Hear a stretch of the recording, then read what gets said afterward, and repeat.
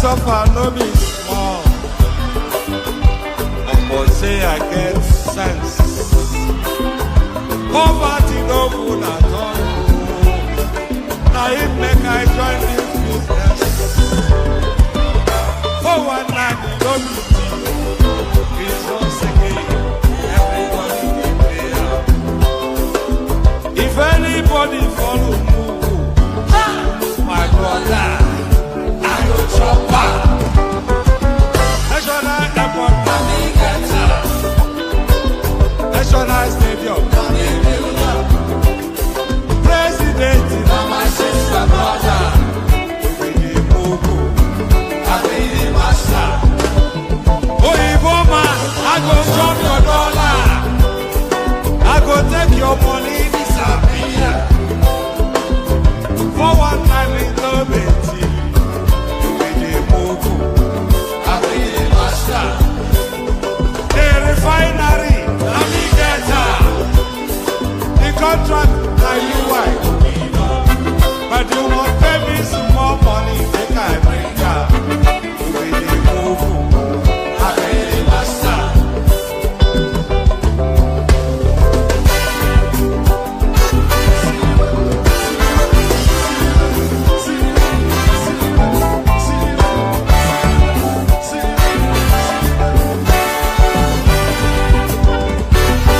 When do you go play white?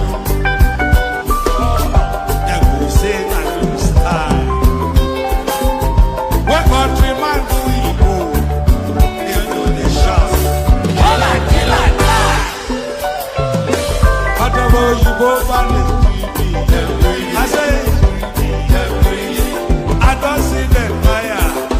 That's why when they run enter my miracle, I will show them fire. National airport, National Stadium, President, my sister, brother, you be the Mugu, I be the master. Refinery, the contract that you want, but you won't pay me some more money than I bring up. I be the master. I be the master.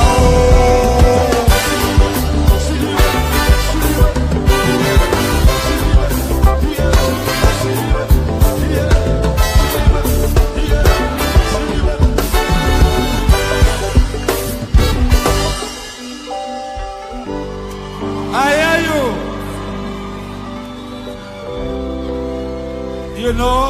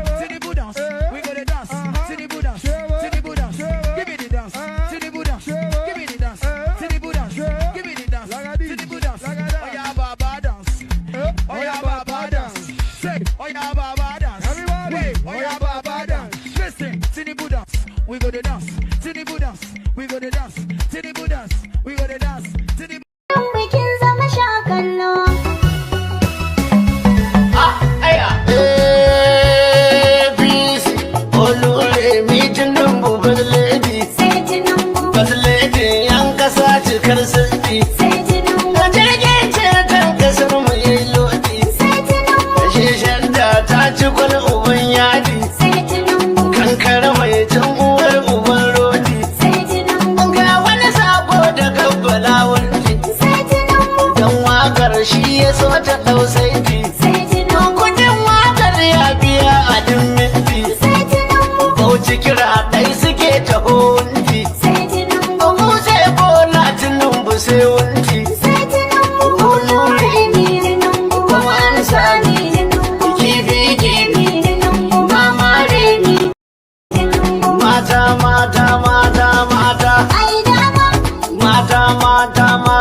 mata.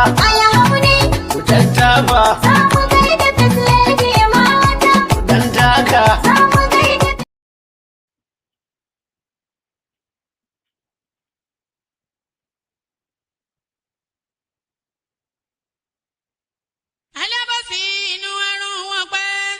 Jìnnà sí wọn bí sánmọ̀ sílẹ̀ o, ara ló ń ta wọ́n ṣe mọ́ o. Náà bá sunkún sójú, bẹ̀rẹ̀ má ti fi ìgbín sọ kó fẹ́ yẹ. Ẹyẹ fò lọ ìgbín sọnù sígbó, wọ́n dúró títí ọwọ́ wọn ò tó. Ìṣó máa ṣe ta ní kókó ṣòkòtò tí olókùn ó dá kìtìyàn o. Ó dórí àwọn lọ́tẹ̀ o. Àwọn lọ́tẹ̀ o. Ó dórí àwọn.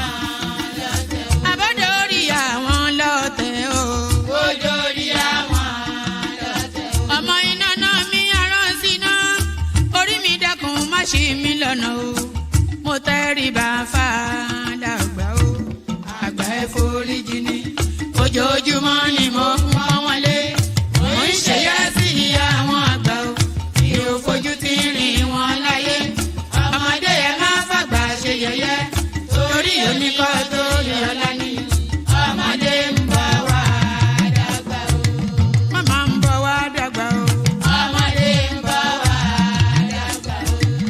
Máa ń bọ̀ wá dàgbà o. Ọmọdé ń bọ̀ wá dàgbà. Ọmọdé ń bọ̀ wá dàgbà o. Ọmọdé ń bọ̀ wá dàgbà. Bọ́lájú kòkòrò bá pẹran nígbó tó bá fúnra ẹ̀ pín ló dára jù o. Kọ̀wé mi á jẹ́ tàgbà o. Èyí mo rí màrò ẹ̀ka gbogbo náà ní ilé ayé. Sùúrù ní ṣẹ́gun ohun gbogbo. Ẹ má ṣèké mo ní ẹ má jalè. Forí orí kìlọ̀ ló jẹ́, ẹni forí wórí yìí yóò ṣàbàmọ́, àwa ò ní ṣàbàmọ́ láyé o. Nílé ayé o. Àwa ò ní ṣàbàmọ́ láyé. Àwa ò ní ṣàbàmọ́ láyé. Àwa ò ní ṣàbàmọ́ láyé. Dẹ́bìtọ̀ rẹ̀ àtàrà ilé o. Àwa ò ní ṣàbàmọ́ láyé. Àwa ò ní ṣàbàmọ́ láyé. Àwa ò ní ṣàbàmọ́.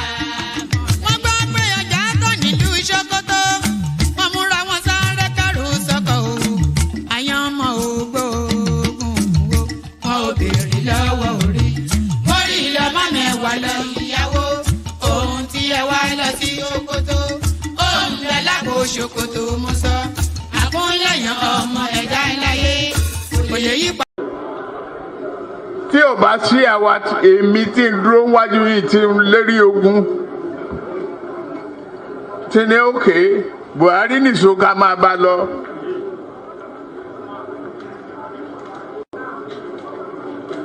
Kò lè di president. Ó ṣe kìíní olùlẹ̀. Ó ṣe kejì olùlẹ̀. Ó ṣe kẹta olùlẹ̀.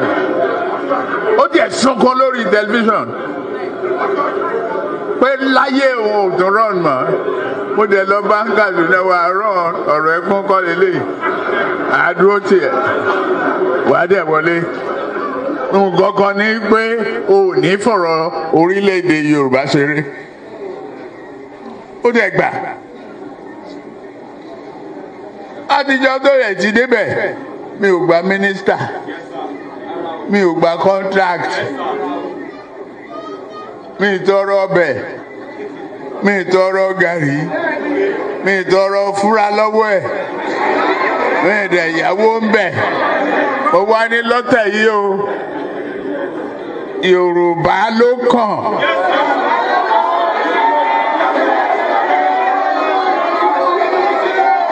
Tá a bá dẹ̀ sa Yorùbá náà èmi ló kàn.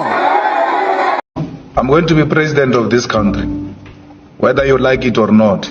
And I will preside over the affairs of this country, including presiding over you. I think you must start adjusting to that reality. The sooner you do that, the less chest pains you'll have when that reality comes.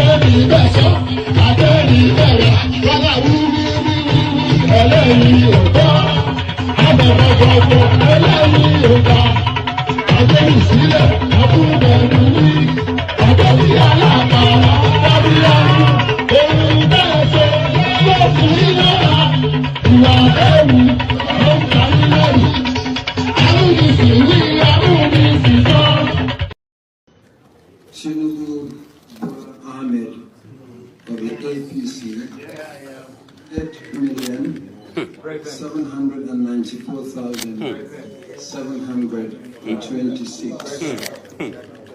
Miadi Peter Nana Chukwudi of Abga, 61,166. Thank you. You have to be fast. Ahmed of the APC.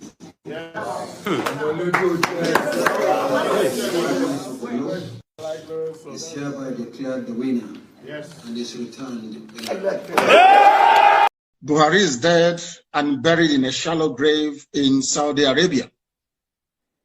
When you go to major parts, they live as if they are in the jungle. Lagos is Lagos. It is not jungle. You either obey our law or go to your own jungle. Okay now.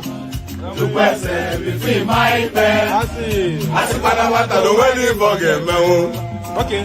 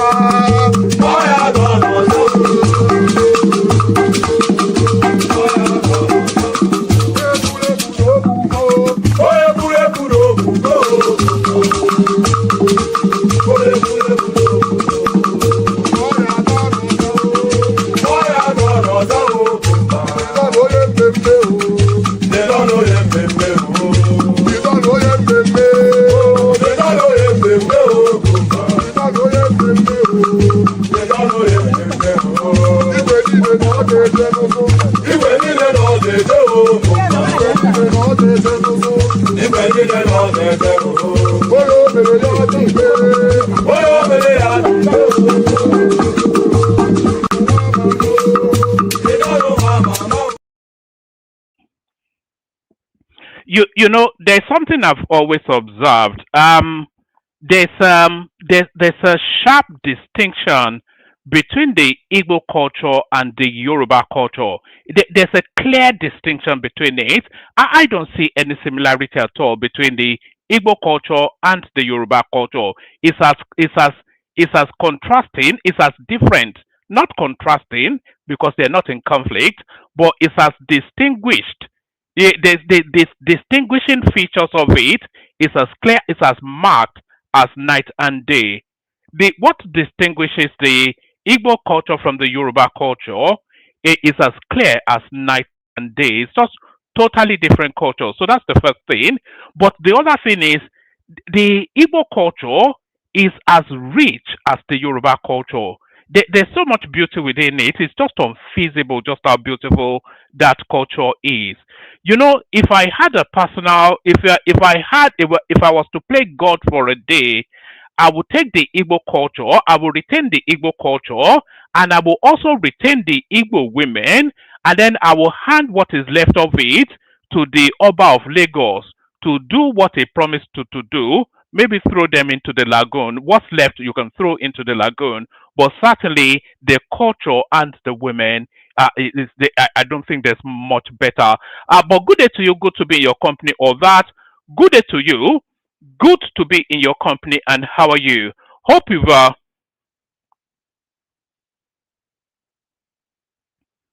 No, no, I meant to say what I said, Tim Jack, but maybe I'll go with what you are saying. Good day to you, good to be in your company of that. Good day to you, good to be in your company, and how are you? Hope you've had a gloriously wonderful day, cascading into yet another session. That friendly, well, to some people that is, that friendly neighborhood or you are laughing man, one man went to mow. One man went to mow, the eagle lands again, and the eagle lands, hoping that it's meeting you in excellent health. All that. So all that, the protocol remains the same. Click on the like button, just as I invite you to do so. Do so. Click on the like button. Do you know what that means? You know that thumbs up sign. To you, some of you that are not so literate to understand what a like button is. Some of you are so because we have some funky elements that watch us sometimes. Of not quite the full ticket. A good number, a disturbingly amount of people that watch this platform, they are not the full ticket. You just know that they're not fully equipped. So if you are not fully equipped, the thumbs up sign is what that like means. So yes, yes. I think there's still hope for us actually, but it will take a miracle. But this will not be the second cycle. I'm responding to Tim Majek, who's throwing some remarks right there in the comment section about the Super Eagles draw with the South Africans earlier on today. It was 1-1. I watched it in part, which then more or less now we're out of the World Cup. So this will be the second stream of World Cups that we're out of. You know, we have 250 million people, according to what the Buhari data, according to what the Fulani data tells us. We have 250 million people, and we cannot even cobble together 11 of them to beat, is it Rwanda or whatever it is? We have Rwanda, Lesotho, and all these nondescript countries, so we cannot, in a group of those sort of countries, even qualify out of 250 million people. But then, of course, that's just the synopsis of the Nigerian Malays. Let me land it like that. It's a synopsis of the Nigerian Malays. But yes, all that.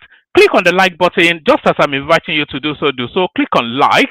Not already subscribed, then please correct that immediately and right now. Like and subscribe. If you want to come and join me on the screen, come via the hyperlink that says StreamYard. It will be the first line item in the comment section, whichever platform you're joining us from. The first line item, which I'm about to post now, is the hyperlink that says StreamYard. So if you're a voice that we've never heard before, then we're especially canvassing for you. So like, share, subscribe. Click on the hyperlink that says StreamYard to come and join me on the screen. Share the links just as widely as you can. Maybe I should actually show you. Maybe because we're establishing now that we have too many semi-illiterates watching the platform. So you see where my cursor is right there with the curved arrow and the word share. If you click on that, it will open you up. You can see it will open you up to all of the availability. So you can share it to WhatsApp. You see it there. You can share it to your Twitter space, now known as X. You see it there. You can share it to your Facebook space. You see it there. And all of the spaces, these are the spaces that I much around. So you can share it to Reddit, share it just as widely as you can. And it's not more complex than that, actually. When I'm inviting you to share the links, just click on this arrow that says share. It pops up it brings up a pop-up menu, which then gives you the list of the social media spaces that you routinely engage with. And then you pick them one by one. You go to your WhatsApp group, you share it. So you go into your WhatsApp group, and then those school groups, those social groups, those your village, whichever groups you belong to on WhatsApp, just paste the link in all of them. So when people are inviting you to share the links, that is what they mean. Like I said, we are establishing now that but that wasn't even on the screen, was it? So let me put it on the screen again. So this is actually what I mean. You see, So you click on this word share right here. So you click on it, and then it pops this up. This is known as a pop-up menu. And then on that menu is the list of the social media spaces that you mooch around on social media. So you have your WhatsApp icon right there. So you click on that, share it to your WhatsApp groups. You have your Twitter X handle right there. You click on it, share it to your Twitter X groups. And then you have your Facebook right there. Click on it, and then you share it to your Facebook groups. Or you can just copy the link as I've just done now, and it immediately captures it into a clipboard, and then you can use that to paste as widely as you'd like. So when people are inviting you to share, because we are establishing now that not all of you are the full ticket, not all of you completely 100% in terms of cranial functioning. So when you are being invited to share, that is exactly what that means. So like, share, subscribe. Click on the hyperlink that says stream here to come and join me on the screen. What else do I say? And super chat towards the stream. I've given up on the super chat. Who super chats to the platform anymore? I think we've only ever really had one person that ever really super chats anyway. But there it is. You live in hope. So all that, do all those funky things, and your body, your whole being will be subsumed with a glowing feeling of warmth. You will feel all warm and cozy inside just as soon as you've done all of those things that I've invited you to do. Do them as an experiment, and then tell me what sensation you get. So, and also, say hello in the comment section as you're coming in, so I can acknowledge your presence, say hello back. That way, all the pleasantries complete. So complete the pleasantries by saying hello in the comment section, as Ufuoma Michael has done right there. So good to see you, my guy. Regular as clockwork is a stalwart of the platform now, as predictable as the session is not predictable. So that's Sheson Fashia right there. So always a delight to see Sheson here. That's Kolade Aderemi right there. Good to see you, Kola. That's Adana right there. Adana, of course, a regular on the platform as well. And I saw Tim Ajek throwing jibes at me earlier on. So that's Tim Ajek also representing throwing jibes in the comment section. And then we have Professional right there. We have Wema in the house. Of course, the elegance that is Princess Rosie. So keep saying hello, whichever platform you're engaging from, and I'll say hello back. So that way, the niceties, we start off with the niceties, and then in the course of the session, we get into the unpleasantness. And before we even get into the unpleasantness, I was listening to yesterday's session. I somewhat drifted off. You know, I go in the early hours of the night, in morning even here. I somewhat drifted off from the session by way of falling asleep. And then when I watched it back, all I could hear was Joel of Nashville turning the air blue, all manners of abuse at Zita. So hopefully Zita turns up so that the apologies can be made. That is DJ Day.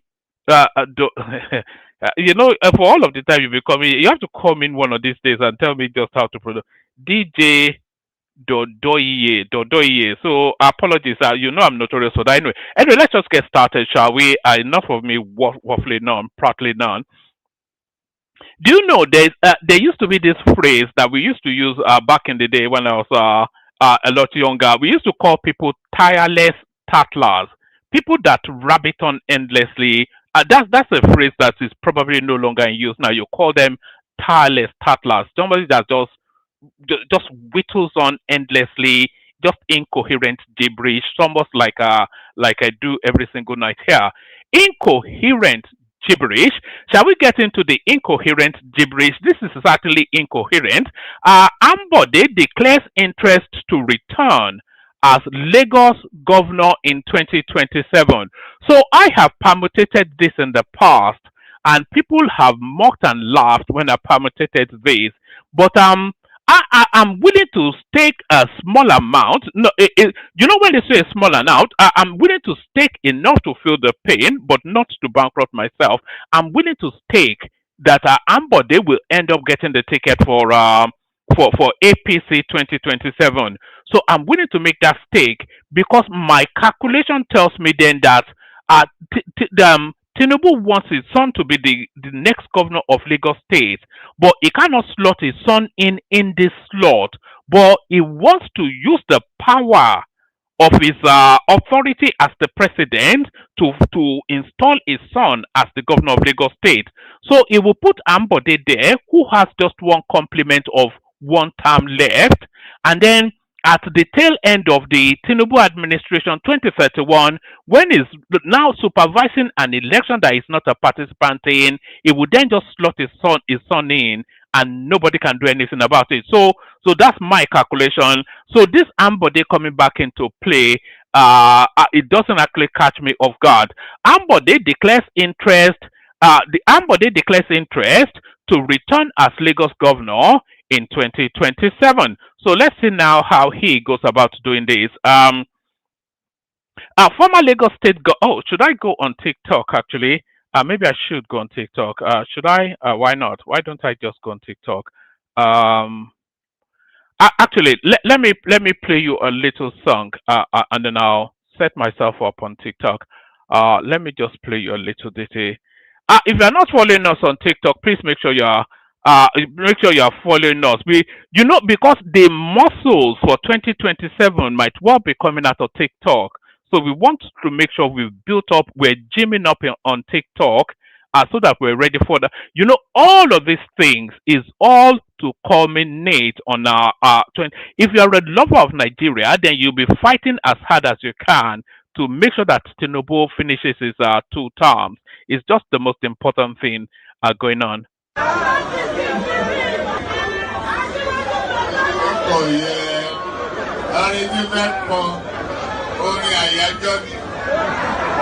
Orin àyájọ́ ni wọ́n dìde wọ́n pínlẹ̀ ogun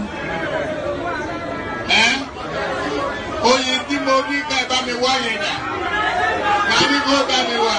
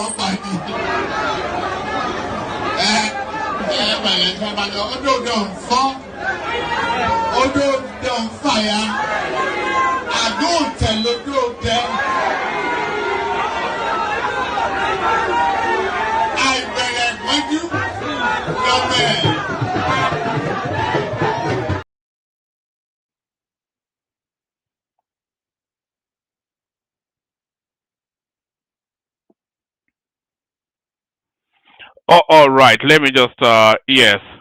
Let me go on TikTok. I don't see why I shouldn't. So it's probably good to kick me off now, telling me that oh no, let me just abandon it. It's just all right. Apologies for all that.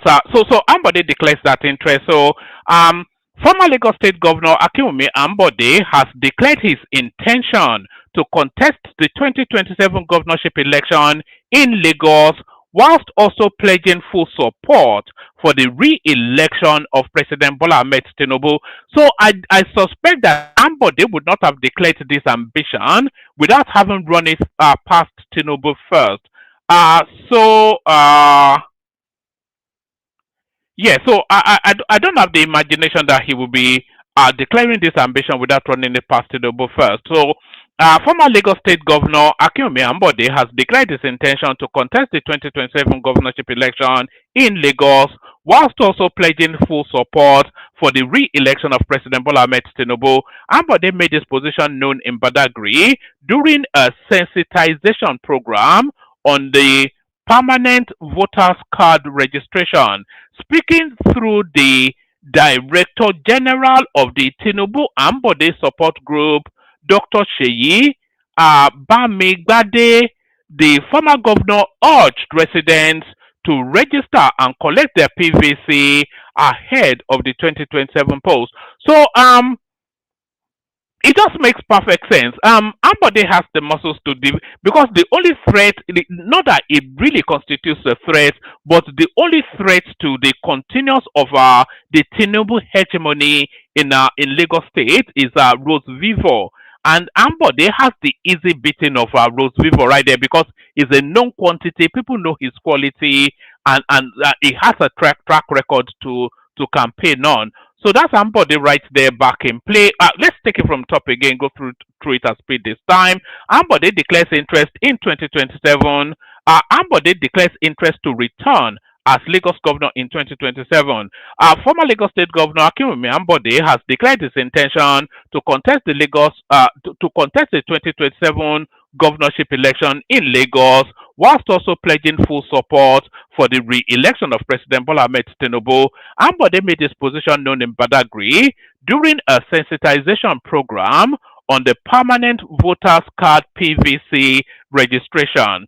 Speaking through the Director General of the Tinubu Ambo support group, Dr. Sheyi Bamigbade, the former governor urged residents to register and collect their PVCs ahead of the polls. He described President Tinubu as a visionary leader who had laid a strong foundation for national development, stressing that a second term in office would consolidate the ongoing achievements. So it mystifies me somewhat why Ambodi did not get a ministerial post.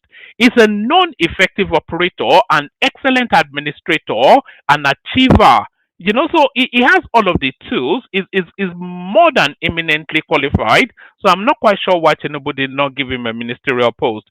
They described President Tinubu as a visionary leader who had laid a strong foundation for national development, stressing that a second term in office would consolidate the ongoing achievements. President Bola Ahmed Tinubu has proven his capacity to lead this country with vision and courage. I call on Lagosians and Nigerians at large to ensure he gets a second term in 2027, so we can all continue to benefit from his progressive leadership.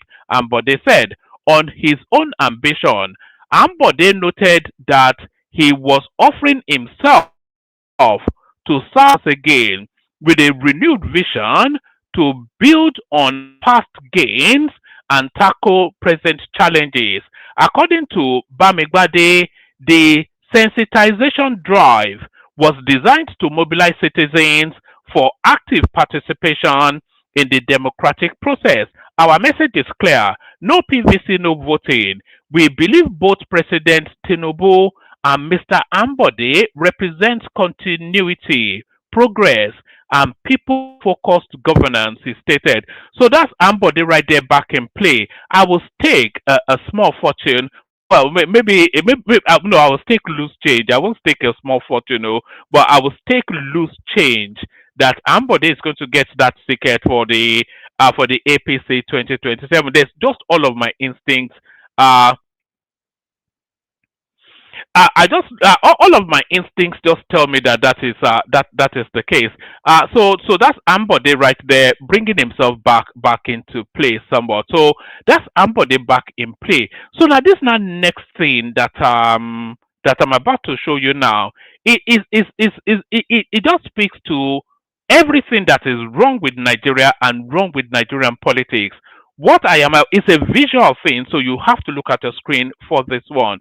But what I'm about to show you now, it tells you then everything that is, and it's somewhat akin to the storyline we've just done now.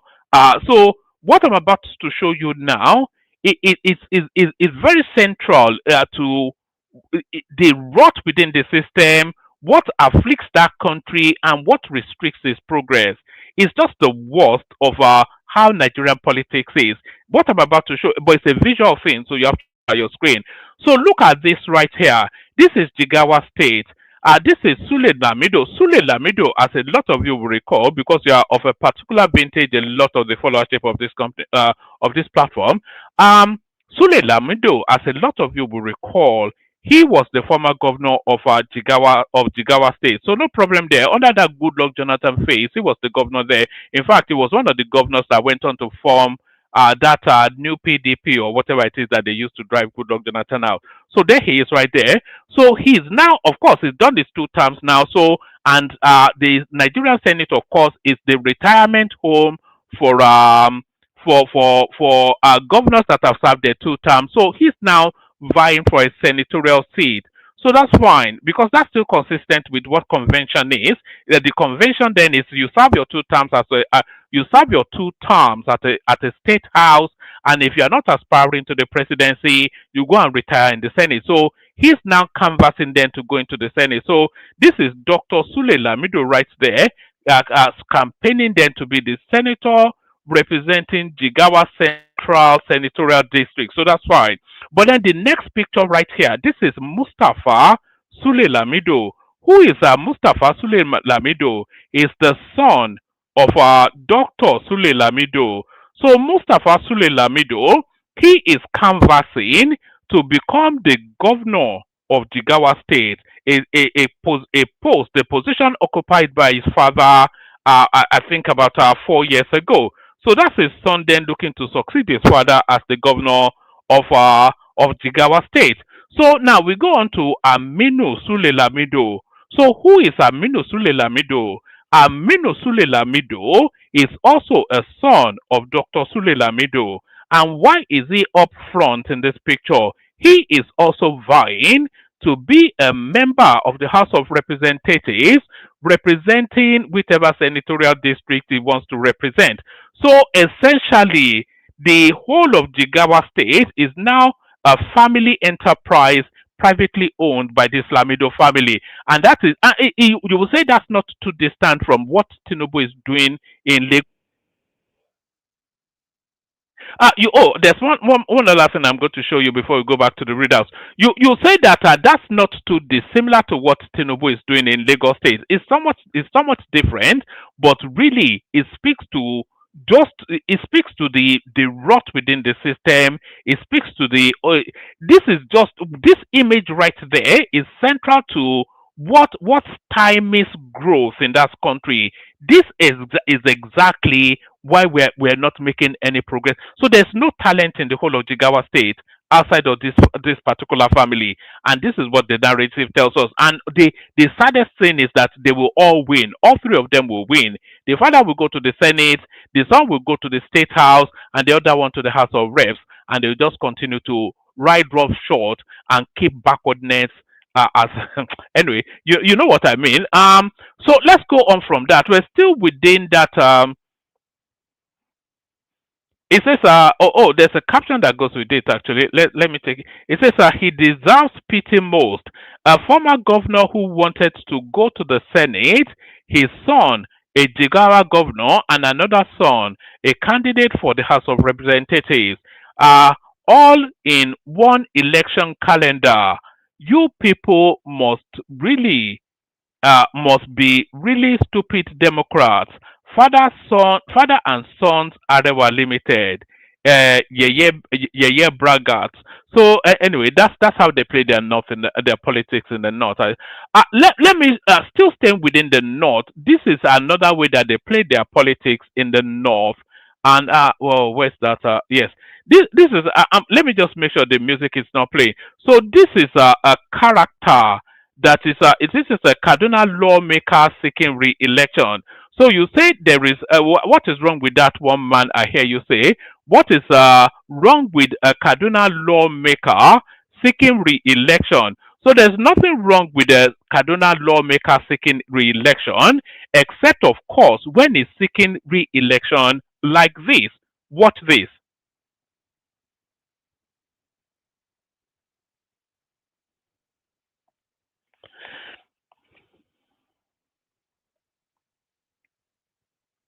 So I've muted the music for copyright, so you have to watch it rather than. So this is this is him seeking re-election, and that's how re-election is being sought. Can you see? Can you see that? The cost of the envelope is probably higher than the content. So what buys you a senatorial post in which state is this? Is it Kaduna State? What buys you a senatorial seat in Kaduna State is 2,000 naira placed in an envelope that probably costs more than 2,000 naira. So Digbo Funwa Kesebe, the Kaduna version, Digbo Funwa Kesebe, and it's going round then any and everywhere, just tucking it into the hands of anybody that's willing to take it. So they'll take it, vote for him, and they won't see him for the next 4 years. But then, of course, they've already been bought and paid for the grand sum of 2,000 naira. So that's it right there, and that is why we remain backward. So that is why we remain backward, though. You all know that. So let's go on from that to the headline piece. You can't resume now. Matter still in court. Nigerian Senate to Natasha Akpoti'S. So there it is right there. I actually have the formal letter that was sent to her. So let's actually take it from the formal letter. It was actually sent by the clerk of the National Assembly. So let's take it from here.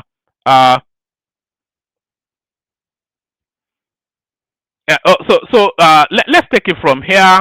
Let me see. Can I blow that up a bit? No, I've actually it's actually even more reduced. So let me take it back. So yes, this is clerk to the National Assembly, Federal Republic of Nigeria, 3 Arms Zone, Gaki, Abuja, etc. It says a distinguished Senator Barrister Natasha Akpoti'S, Senator Kogi Central Senatorial District, suit 2.05, second floor, new Senate building, National Assembly Complex, 3 Arms Zone, Gaki, Abuja. So this is in response then to a notice that Natasha sent that she intends to resume because her suspension actually expired 3 days ago, didn't it? The 6th of September, according to her. So this is the response then to her notice that she'll be attending. It says, re-notice of resumption.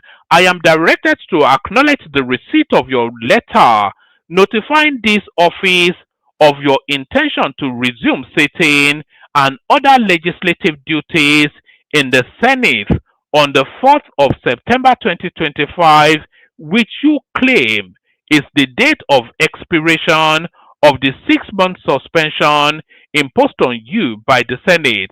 I am further directed to inform you that your suspension was with effect from Thursday the 6th, 25, and draw your attention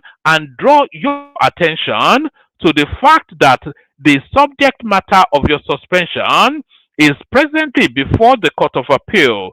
The matter therefore remains sub judice, and until the judicial process is concluded and the Senate formally reviews the suspension in light of the court's pronouncement, no administrative action can be taken by this office to facilitate your resumption. You will be duly notified of the Senate's decision on the matter as soon as it is resolved.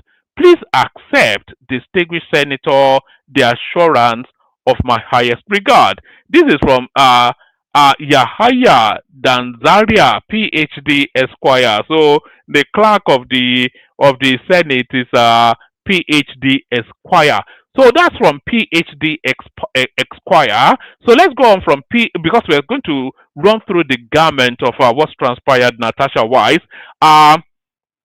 You can't resume now. Matter still in court. Nigerian Senate tells Natasha, pretty much a repeat of what we just said, but we've seen it formally. Now, let's see the interpretation in the papers.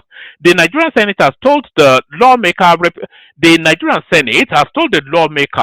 representing Kogi Central, Natasha Akpoti'S, that she could not resume office yet, despite completing her 6-month suspension.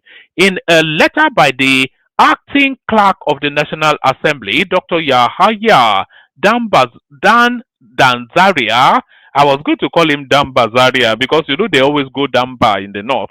Uh, in a letter by the acting clerk of the National Assembly, Dr. Yahaya Danzaria, dated September the 4th, 2025, the Senate acknowledged Akpoti Uduaga's notification of her intended return on September the 4th, the date she claimed marked the end of her suspension. According to the Senate, Natasha's 6-month suspension remains in force pending the outcome of a Court of Appeal case instituted by instituted against the Senate by Akpoti Uduaga.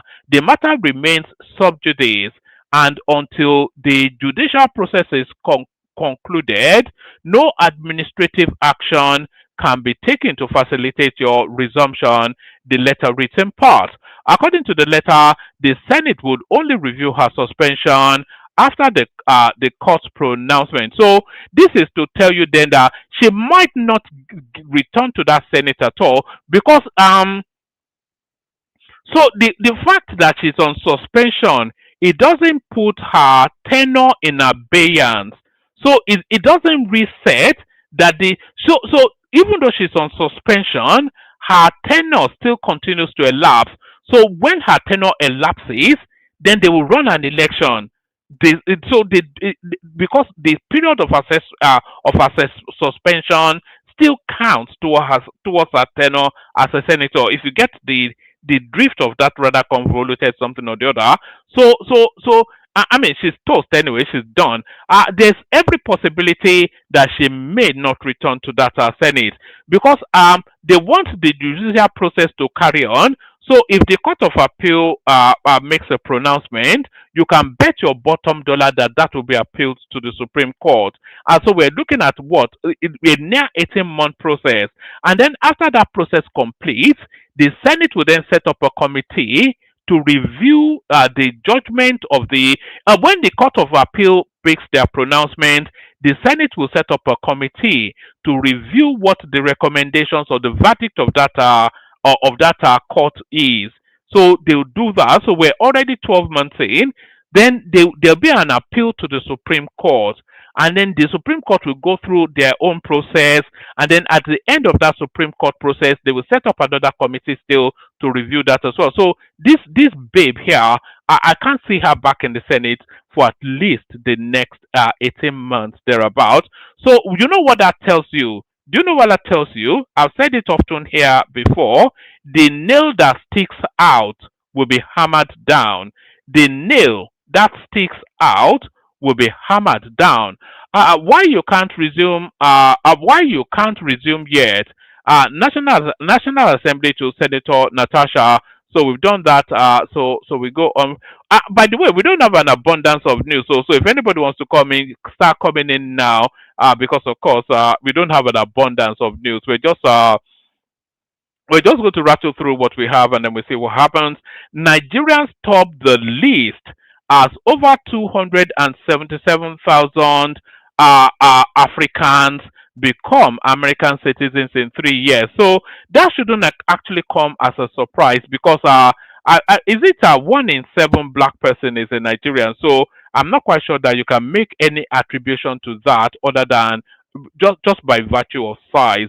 It's just a numerical thing rather than because you know Nigerians now they'll start they love chest beating. They say, oh, it's because we're the most educated, etc., etc. Yes, that may be somewhat part of it, but what really explains that is that the Nigerians are by far the largest population of black people, and as I said, 1 in 7 or so is a Nigerian. Is it even 2 in 7? Nigerians constitute the largest black mass anywhere. So this shouldn't come as a surprise.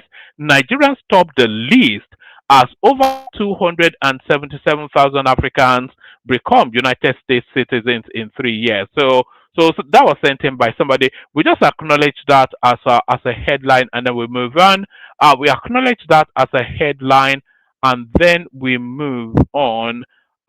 Let's see. What do I?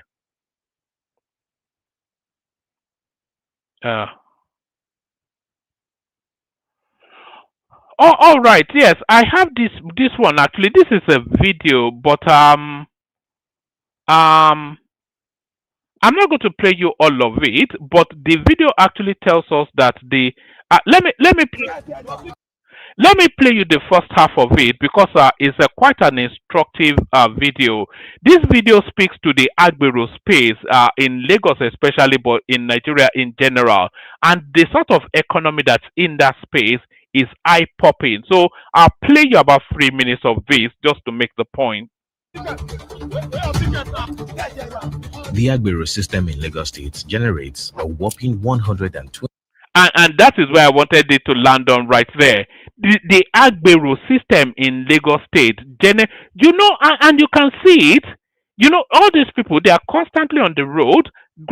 For every time that bus passes, they take 500 to 1,000. The bus passes about what, 30, 40 times, and they continue to take and take. And not just every single bus, they levy them every single time they go up and down. They levy them about 500 to 1,000. So if you look at that, in a state as busy as Lagos, with the volume of our public transportation we have, the Okada people get levied, any and every commercial vehicle gets levied by this Agbero. And that the whole of that economy is an eye-popping 123 billion naira annually. Unbelievable.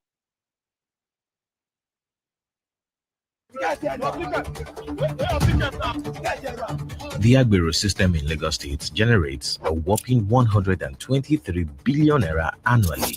This is more than the internally generated revenue of 35 states in Nigeria. With a stronghold in Lagos, this system can be observed along. So there it is right there. It's not even me, it's the documentary person.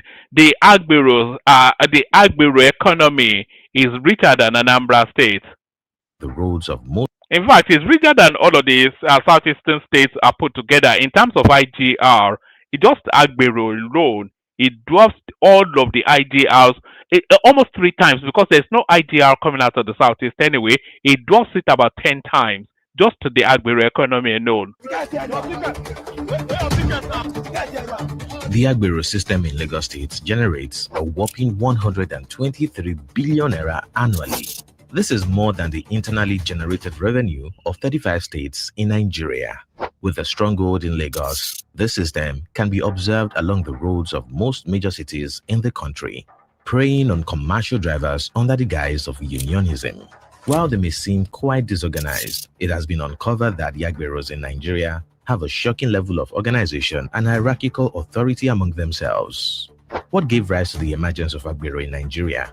And how have they been able to not only survive but thrive under the watch of the government, despite the numerous tales of. It just makes you wonder how truly wealthy somebody like MC Oluomo really is.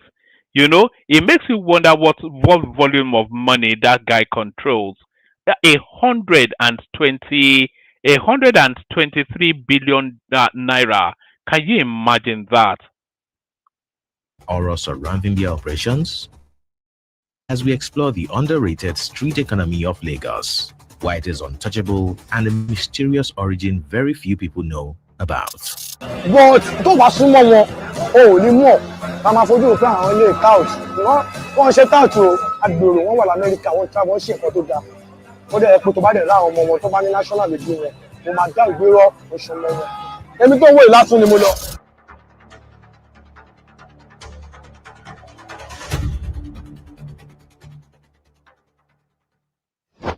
In the vibrant city of Lagos, the word Agbero has become a household name associated. Oh, all right. The guy goes on for another 5-6 minutes, but the point that I wanted to make was the size of the Agbero economy: 123 eye-popping billion naira. 123 eye-popping billion naira. Let's go back to the Natasha Akpoti'S narrative. Disregard the letter from the National Assembly. Get ready to resume. PDP tells Senator Natasha. So she can disregard it, but unless, of course, she's going to wrestle her way through the gates, they will just stop her at the gates and turn her back. So then she will turn up with Aisha Yesufu. You know, not to disparage anything, but you know that imagery that came out when the last tries to storm the National Assembly with Natasha Akpoti'S and Aisha Yesufu, it throws up just sort of the metaphor of Beauty and the Beast. It's just a Beauty and the Beast optic. So the return of the Beauty and the Beast at the Senate gate disregards the letter from the National Assembly. Get ready to resume. PDP tells Senator Natasha. The People's Democratic Party (PDP) has condemned the National Assembly's decision to bar Kogi Central lawmaker Senator Natasha Akpoti'S from resuming her seat in the Senate after the 6-month suspension imposed on her by the Senate leadership. It wasn't the Senate leadership that imposed the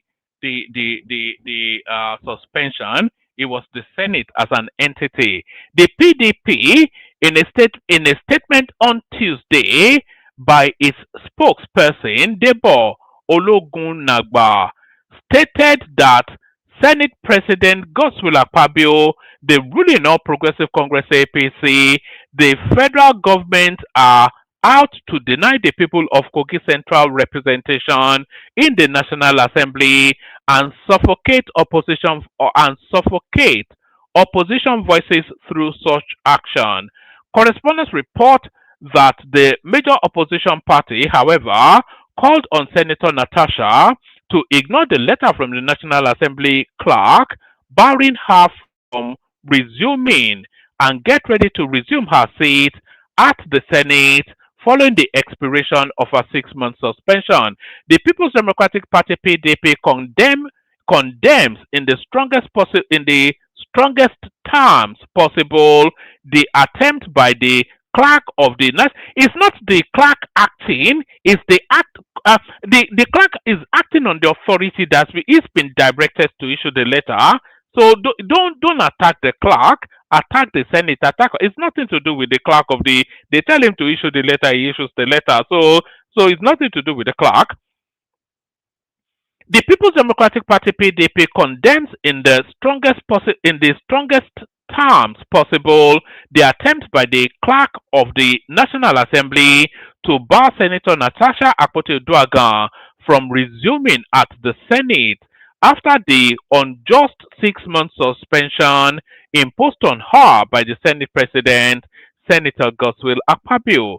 This reported action by the clerk of the National Assembly smacks of a calculated attempt being orchestrated by the Senator Akpabio-led All Progressive Congress Senate leadership to abridge the right of representation of the people of Kogi Central Senatorial District and deny them a voice at the highest lawmaking body in the country.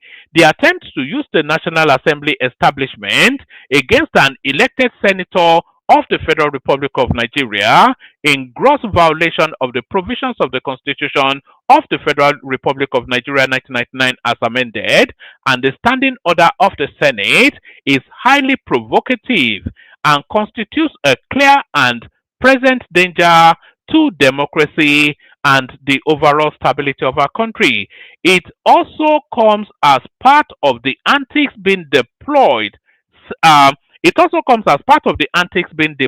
severally by the APC-controlled Senate and the federal government to suffocate the opposition, which further confirms the creeping totalitarianism in our country under the APC government. The statement reads, Ologunagba added in the statement that the action of the Senate-led Akpabio or the Akpabio-led Senate that should read, and the National Assembly also represents an attack on the rights of women. The PDP urged the Senate to refrain from any attempt to harass or intimidate Senator Akpoti'S.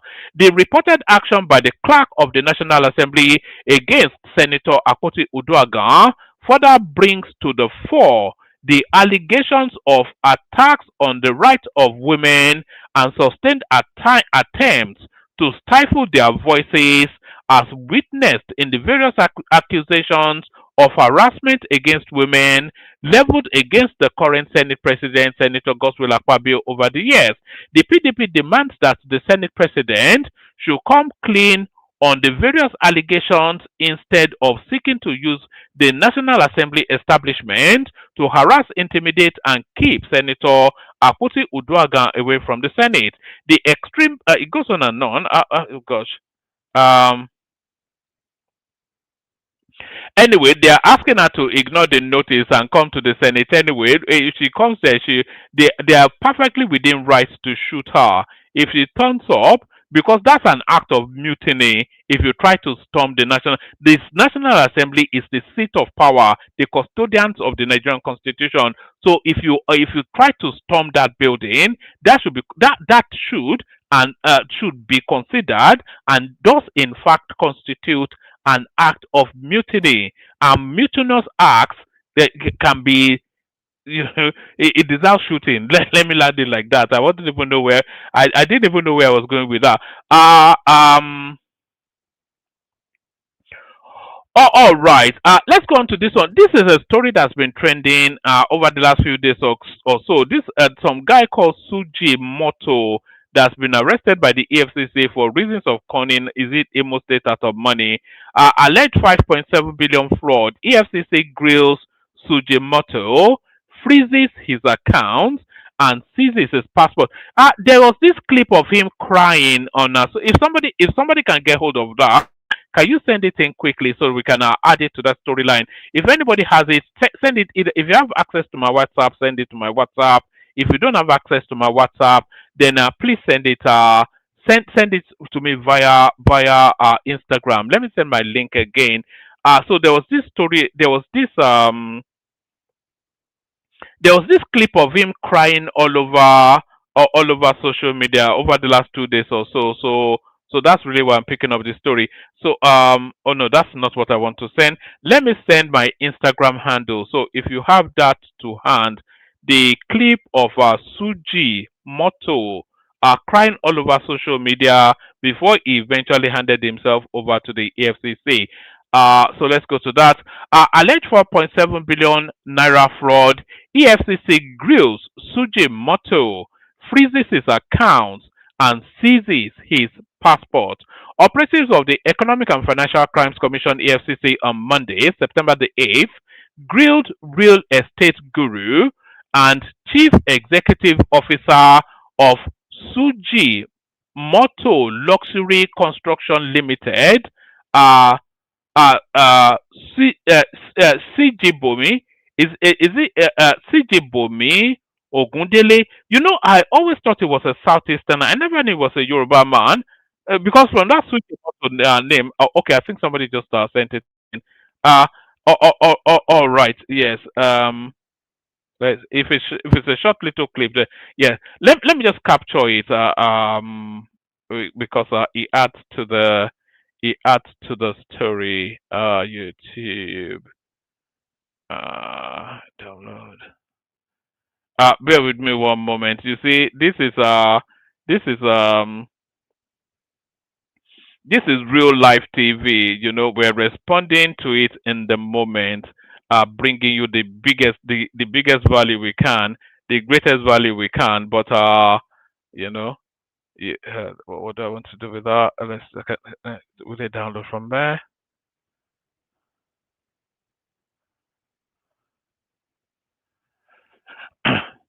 Sorry, I don't want to play it straight from the link. I want to download it and play it in the studio. So that's what I'm trying to do now. So just give me 1 second. It takes barely a moment for it to download. So let me just download it. Okay, what are you doing? Let's grab it from there. Is it grabbing? Okay, yeah. All right. Let me now pop it into the studio. And there it is, because it's probably a better space to start the story from. Yes, it's probably a better space to start the story. So you need to get the backdrop to it so that then you understand then what I'm about to read out. So we just grabbed it now and then we'll play it. Yes. Do I want to play something else first, or do we go back to that? Let me just give you this headline whilst that is uploading. Um, so, do you know that INEC registration is ongoing at the moment? 2027 North rallies voters as South tops pre-registration list. So the election is going to be won and lost with this registration. We'll see what's the figure. Well, we'll try and mirror the figures against what we had in 2020. What's this thing taking so long?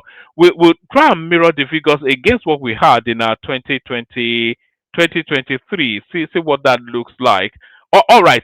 So here is the guy. Here is the Sujimoto guy. So we pick it up from here. So let's hear him explain himself before we then hear what the EFCC have to say. What this? I'm not a thief and I'm not a fugitive. This is a contract between my company and the Imo State government. Imo State government asked me to help them build a couple of things, a couple of projects, which was very interesting. I was going to the state every week.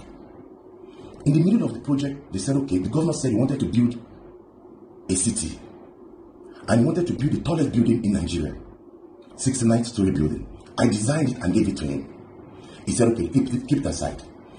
He said, while you are waiting for this, please help me do these schools. That we have money, but we don't have people that can do it. I've never done this type of schools before.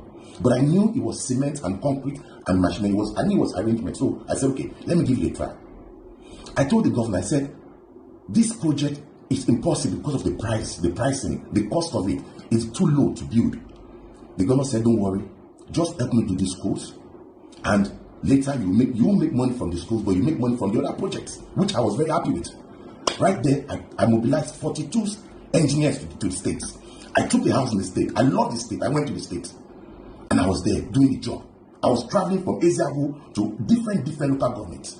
I had an accident that my back got broken. But I didn't tell anybody. Now, the contract was frustrated. When we took the contract, at every point, I knew that it was difficult to do it because of the pricing. Now, when we took the contract, cement was 7,000. By the time we left, cement was 10,000. I faced a lot of people. Sometimes we are in the villages, my stars are being shot at. Sometimes they will have some people come, they will bring guns and shoot at them. I was still there. But at the end of the day, things went sour between myself and the government. And I was still there. If I had money, I would continue the project, but I had my other projects. I had stress on my other project that I wanted to do. They took me to court. And I said, okay, let's look at the entire project. How much have we spent? Till the last day, I was in the project. I was there till the last day. Then I asked me that, how much have we spent in the project? And I put my foot. They took us to court, and we told the court, we don't want to fight with the government. Let's agree. How much do we owe you? And there was an agreement with them, and now they declared me wanted. They destroyed my company that I built with them. But I'm going to go there. I'm going to the FC office. I'm going to go and clear my name. In the last 2-3 years, prices have just gone crazy. If I'm doing my project, it's delayed, 5 years delayed.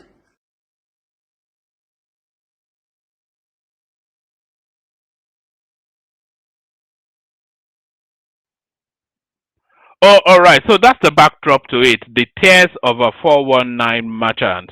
Tears of a 419er are alleged 5.7 billion naira fraud. EFCC grills Sujimoto, freezes his accounts, seizes his passport.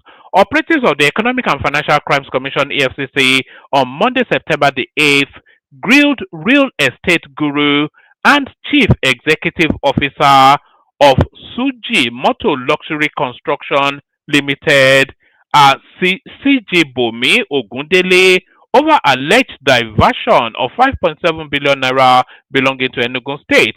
Recall that last Friday, September the 5th, the anti-graft agency declared Sujimoto wanted over allegations of money laundering and diversion of funds, an allegation he has since denied.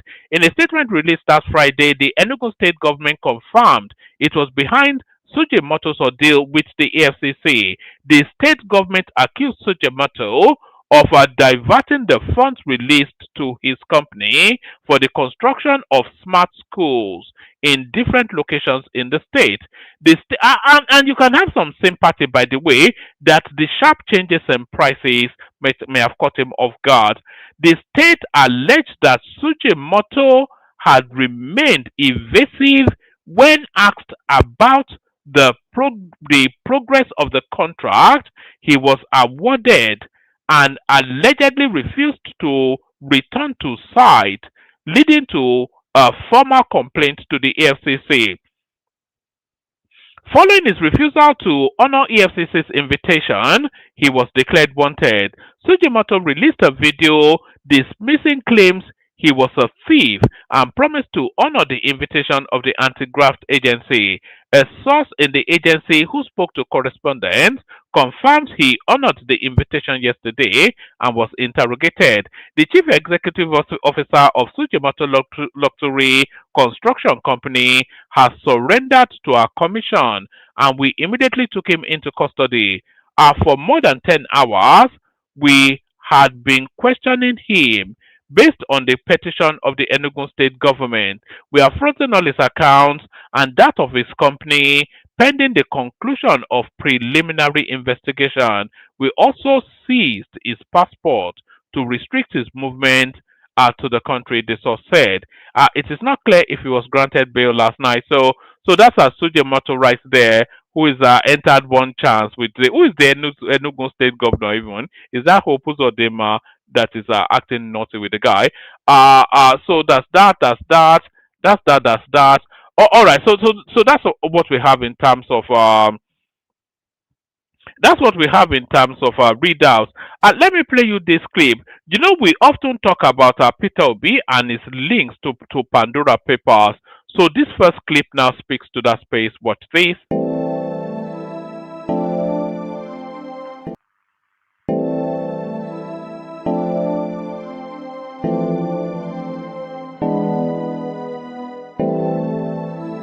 For years, some of the world's richest people have hidden their wealth in prominent offshore tax havens. Influential politicians, business persons, celebrities, and criminals are among the names listed in a leaked file revealed during an investigation led by the International Consortium of Investigative Journalists, ICIJ.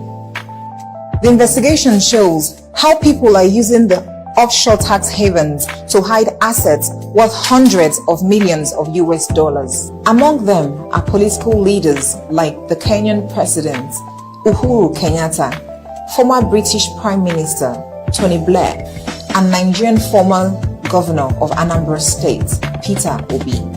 The leaked files were retrieved from offshore service firms around the world that set up shell companies and other offshore entities for clients like that of the former governor. Peter Obi, over the years, has secretly set up and operated foreign businesses in ways that breach the Nigerian laws. In November 17, 2010, the then governor of Anambra State reportedly set up his first discrete company in the British Virgin Islands. He named the company after his daughter as Gabriela Investment Limited. He was able to achieve this through the service of a French company in Monaco known as Assay International. Companies like Assay International help wealthy and corrupt political elites to hide stolen cash around the world in order to avoid the attention of tax authorities. They do this by incorporating an offshore entity for their clients in one of the world's most notorious tax havens like Seychelles, Belize, Bahamas, etc. Mr. Obi has also a number of other secret business dealings and relationships that he keeps away from the public eye over the years. Gabriela Investments Limited, as well as other offshore investments, were never made public during his asset declaration filing with the Code of Conduct. In an interview with Peter Obi, he said he was unaware that the law required that he declared assets he jointly owns with family members or anyone else. Nevertheless, Leaked records show Mr. Obi is the sole ultimate beneficial owner of the offshore companies, and whether he was aware or unaware, the law, according to Section 6 of the Code of Conduct Bureau and Tribunal Act, stipulates that no other public officer should engage in or direct a private business except farming. The former governor also violated the constitutional provision on the asset declaration according to Nigerian's 1999 Constitution, Section 11, part of the 5th schedule. This states that public officers are required to declare immediately after taking office and thereafter all their properties, assets and liabilities, and those of his or her unmarried children under the age of 18 years.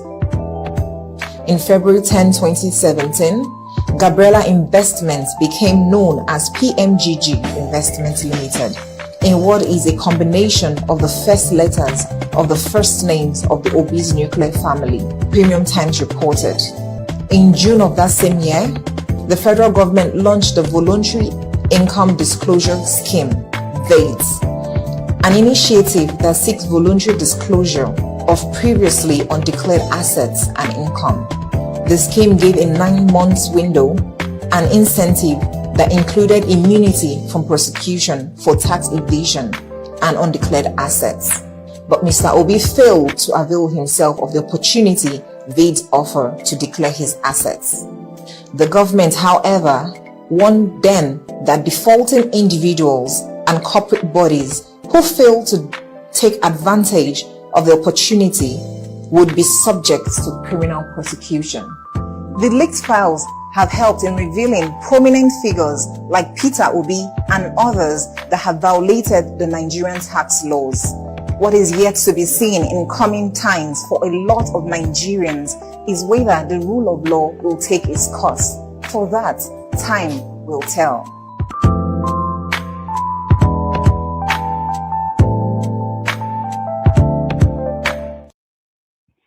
So there it is. So that's Mr. Integrity right there. The one that is as squeaky clean as possible. Cleaner than Mother Teresa. As criminal as I've often told you, Peter Obi is the biggest criminal in the whole cycle of these electoral actors in play. It's as criminal as they come.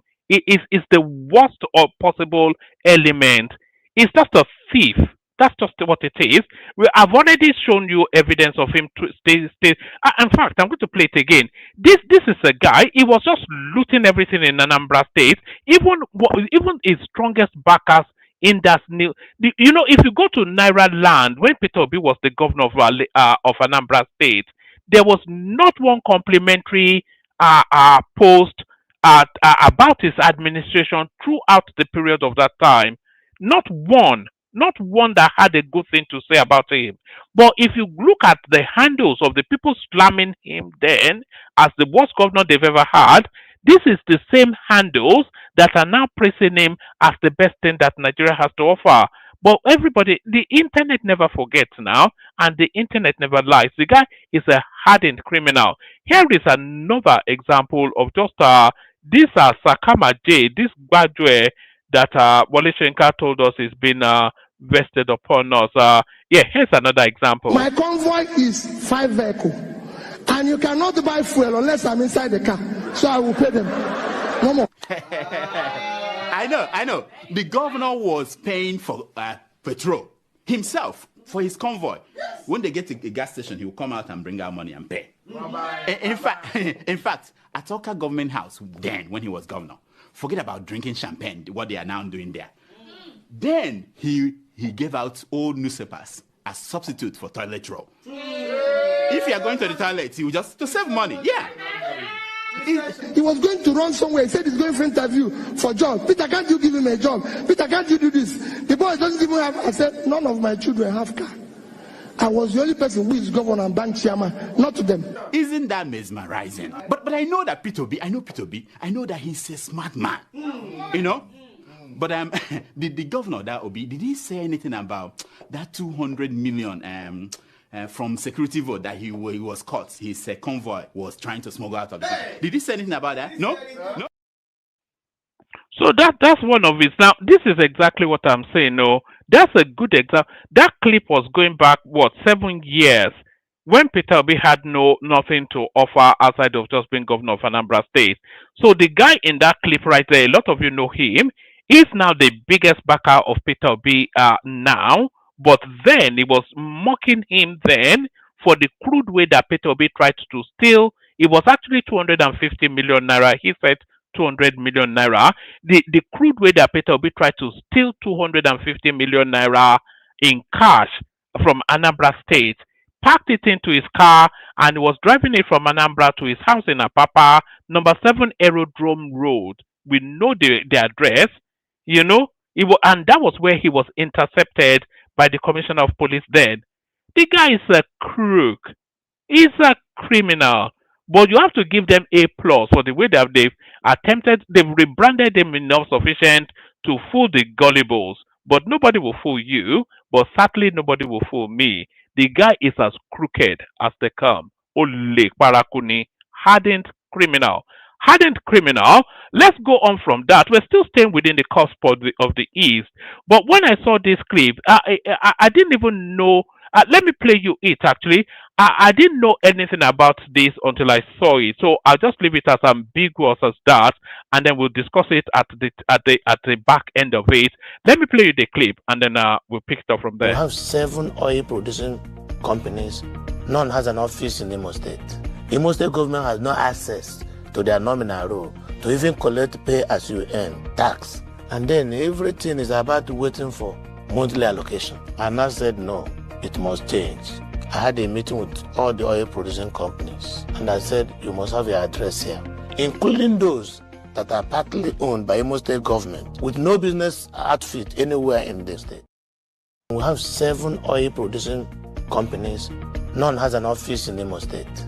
Imo State government has no access to their nominal role to even collect pay as you earn, tax. And then everything is about waiting for monthly allocation. And I said no, it must change. I had a meeting with all the oil producing companies, and I said you must have your address here, including those that are partly owned by Imo State government with no business outfit anywhere in the state, operating from Lagos. I said no. Right. So the first thing that struck me when I first saw that clip was that I did not even know that there was any oil extraction going on in Imo State. I didn't know that there was anything like oil there. So that was the first thing that struck me. But what also struck me is that what the Governor Hope Uzodinma was telling us there is that outside of the boots on the ground for the actual drilling itself, there was no functionality of all of those 7 oil companies within his own state. So their registered offices is in Lagos, which is to tell you then that the taxes and all the accoutrements of taxation goes to where the company is registered, which is in Lagos. So that tells you of somewhat of an imbalance. But then what tells you then further is that Lagos is the hub of financial activities, and they don't really need any footprint in the extraction space outside of just the boots on the ground for that extraction. So it's just a complex mix. There's somewhat of an imbalance there, and Hope Uzodinma is right that if you are extracting from my land, then you have that presence so I can tax you. So and they say this guy is stupid. He's not a fool, you know. But you can also understand why the oil companies doesn't really feel the need to have any real firm presence in any of these satellite parochial states in the back of beyond some interland space. But who wants to have any presence in Imo State? So you can understand, and when the financial activities are in Lagos, so you can understand it from both sides. But Hope Uzodinma was his dollar, so, and he's going to get it one way or the other. So that's Hope Uzodinma right there, bringing new information to the fore. So Hope Uzodinma brings new information to the fore. All right. Shall we just leave it there? There's one more. Is like some sort of Obi mocking, you know. But I think we've mocked Obi enough already. So let's leave it there. We play the Kegite music, and then we see if anybody turns up for the conversation. First, Agbero, the Kegites. The Kegites. I'm not saying the colors of our super chart. Is everybody all right on this platform? There was a time that the platform was awash with super chats. What's going on? Only water, where they see ma. Water,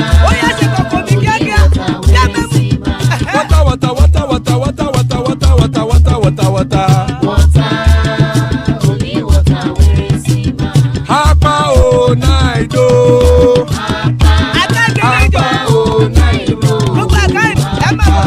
Hapa you don't come o.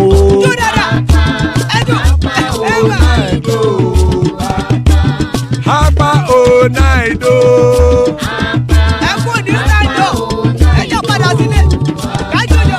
Oro kẹ̀kẹ́ ẹlẹ́mùrè o. Ilé ṣódìyà kẹ̀kẹ́ rẹ ẹlẹ́mùrè o. Bobby master kẹ̀kẹ́ rẹ ẹlẹ́mùrè o. Chifu Faila ti kẹ̀kẹ́ rẹ ẹlẹ́mùrè o. Eruku lẹ̀lẹ̀ ẹlẹ́mùdé. Eruku lẹ̀lẹ̀ ẹgbẹ́ ẹlẹ́mùdóde ojàre o. Eruku lẹ̀lẹ̀ Ghana ti dé ẹgbẹ́ bọ́dì o. Ọmọ ẹlẹ́yẹ ẹ̀yẹ o ó dilé o. Odúyẹ̀lá ẹ̀yẹ o ó dilé o.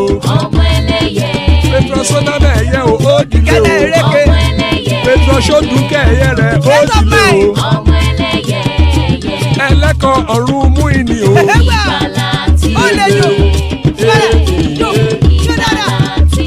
Àkùkọ ọ̀run mẹ́kọ̀.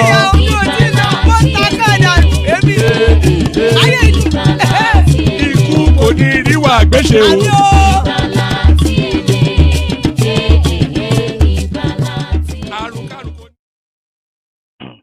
So that it is right there. Ikoko Neriwa Agbesheme, death have nothing to do with us. Joining us, father of all nations, Glory Part, otherwise known as Patrick Uche, the man with the potty mouth, that's Joel of Nashville right there. The person that he's about to apologize to, that's Zeta in the house, and the guy, of course, that you all come here to listen to, the baritone of Baba. So we started. I'm going to start it off with Glory, but there's something I want to address with Joel first. So Joel, I'm speaking to you from a position of disappointment. Are you there, Joel? I'm here. Joel. I'm here. I'm speaking to you from a position of disappointment. I drifted off yesterday and I was watching back somewhat, and I couldn't believe quite the language that you were using to refer to Zeta. A lady, by the way, I rated you higher than that, Joel. Yeah, one man. Thank you very much for the opportunity. Yesterday was a little bit rowdy, and one man. In all honesty, I meant every word that I spat out yesterday, and I'll tell you the reason why. I am not in the character of insulting my elders, or even if it's a lady. I'm not in the, or anybody. For me, it doesn't matter about what the gender is, because sometimes we say, "Oh, it's a lady." No, if a lady has a foul mouth, you address the person as such. One man, the 2027 election is coming. And you see, most times we say that we should only talk about the actors.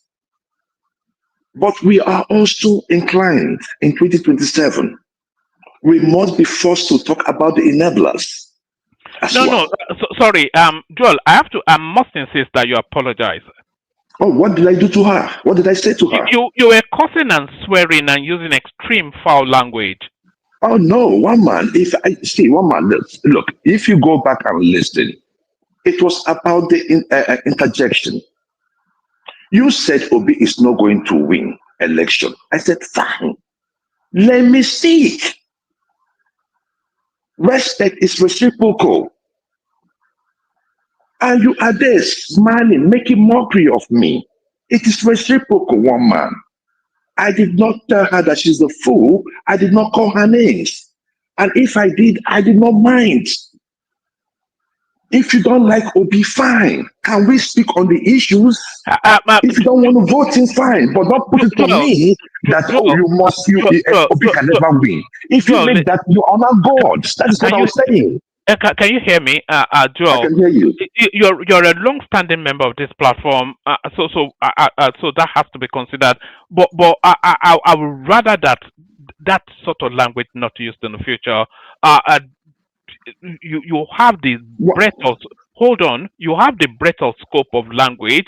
We've seen the breadth of your eloquence, so you have the capacity to craft around without having to use the if she got under your skin for not supporting Obi, then that's part of the but please, for the future, don't go to that extreme. Even if it was a guy, I could still overlook it, but not Zita now. Not Zita. One man. See, let me tell you, and like I said, respect is reciprocal. If I have any person to apologize to, at the audience, if we come on the show and somebody is speaking, she was speaking yesterday. Go back and roll that clip back. She was speaking. I took an excuse. Can I interject?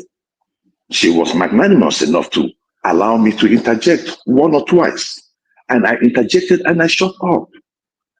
Then when they were asking me questions, it wasn't even between me and her. It was Progressive and the other guy. They were asking me questions. And I am there asking the question, and she could not even excuse herself to come to address me. And what she was just doing was put up her mic. I was just talking, throwing jabs. I don't play like that. I don't roll like that. And that was what pissed me off. Her not supporting Obi did not get under my skin. It did not get under my skin. What got under my skin was her interruption and her personal mockery on me. And I will not take that. I will respect you the way you respect me. Most times when she is talking, I don't want to talk no more. I'll just keep quiet. When you don't, I speak. But one man, like I said, I am sorry to the audience if they saw that as being rude. But on the person involved, I don't think so. All right, we must kick it off. The real apologies to Zita, and just for you and to the wider space. There are certain protected spaces on this platform, and maybe Zita is one of them, because only she has the robustness as a female to come and take on the battle. But that is not to forget or disregard that she is female, and we at least. In terms of public presentation, we purport to be gentlemen. So maybe gentlemen rules for the future. Apologies on behalf of the platform to you, Zita. We kick off the session. We go with father of all nations. Patrick Uche, did you get somewhat offended by the conversation I was having with you yesterday? Glory part on mute. Glory part, you come to defend Peter. No, I did not. You disappeared just as I was questioning you. I thought maybe you took offense. I went to work now. I'm working. No, all right. Sorry, do you mind if I ask? What's there to do you're in Thailand, aren't you? You said what? You're in Thailand, aren't you? Yeah, I'm Bangkok. Even that name is just so dubious, Bangkok. For a space filled with lady boys, they have to name it Bangkok. It's unbelievable. It's a very beautiful city, you know. You need to come here. You can enjoy your life here. You know, anything you want is here. You know. Lady boy, top boy. You know. No, I don't think you can enjoy yourself. Have you partaken in that particular in that particular, you know? Have you partaken in the excess? Oh man, stop it! No. I'm a family man. No? A family man who is not a family man. Look at this guy.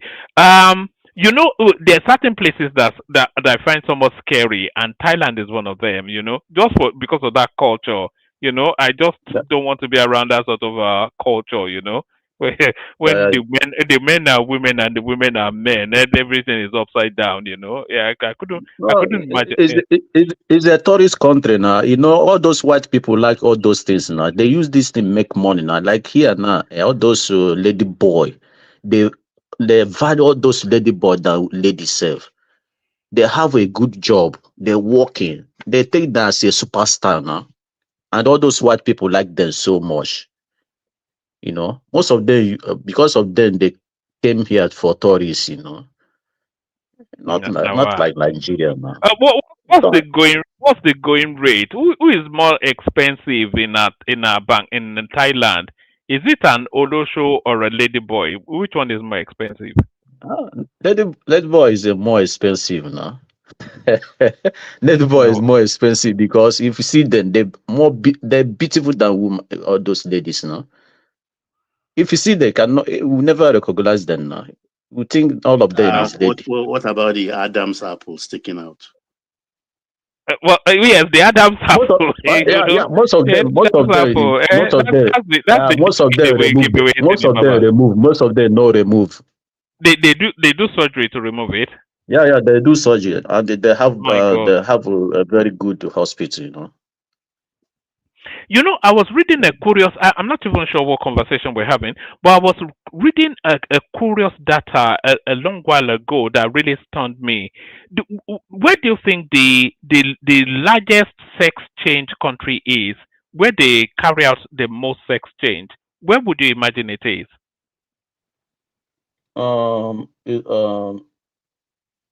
Is Would it surprise you if I told you it's Iran? No, it's Russia.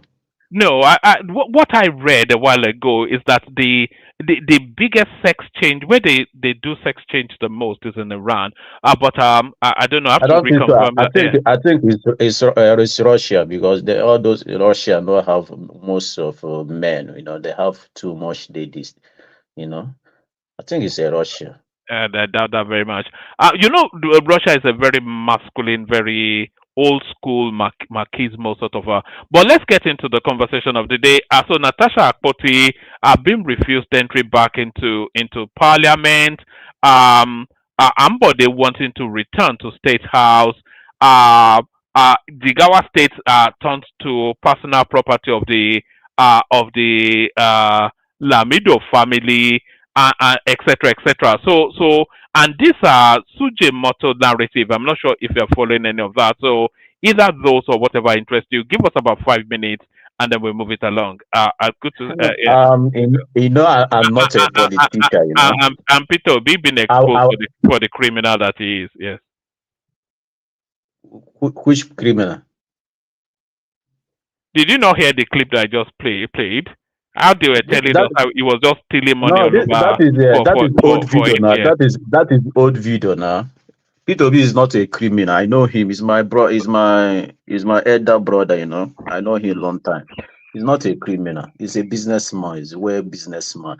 So I'll go to the video you played before by Hope Uzodinma's. You know, you see when I say all those the way Nigeria is governed is not good. It's not fair for Igbo people. You know, Igbo people have oil, but that oil they have. Now Lagos they benefit everything in that country. All the company factory in Lagos. They take oil from Southeast, they go to Lagos, they pay tax for Lagos, they generate money. Then after everything, you people say, hey, Lagos generate revenue in Lagos, Lagos contributes in Nigeria. Now lie. All those Southeast, all the oil company in Lagos, they took this oil, they go back to Lagos, they pay tax in Lagos government. So it cannot govern a nation like that. It cannot continue like that. You see, when I say Nigeria is not good, Sorry. Why do you think that is? Why do you think you know that Lagos is the financial center of the country, and the oil business wraps a lot around finance, access to bank CEOs, and all of those sort of things. So it makes more sense for them to be headquartered where the money is and not where the field is. So But but you know Lagos is a financial capital of Nigeria. But why do you guys continue say Tinubu build Lagos? You use Lagos, they compare Anambra State. Now that thing they worry me.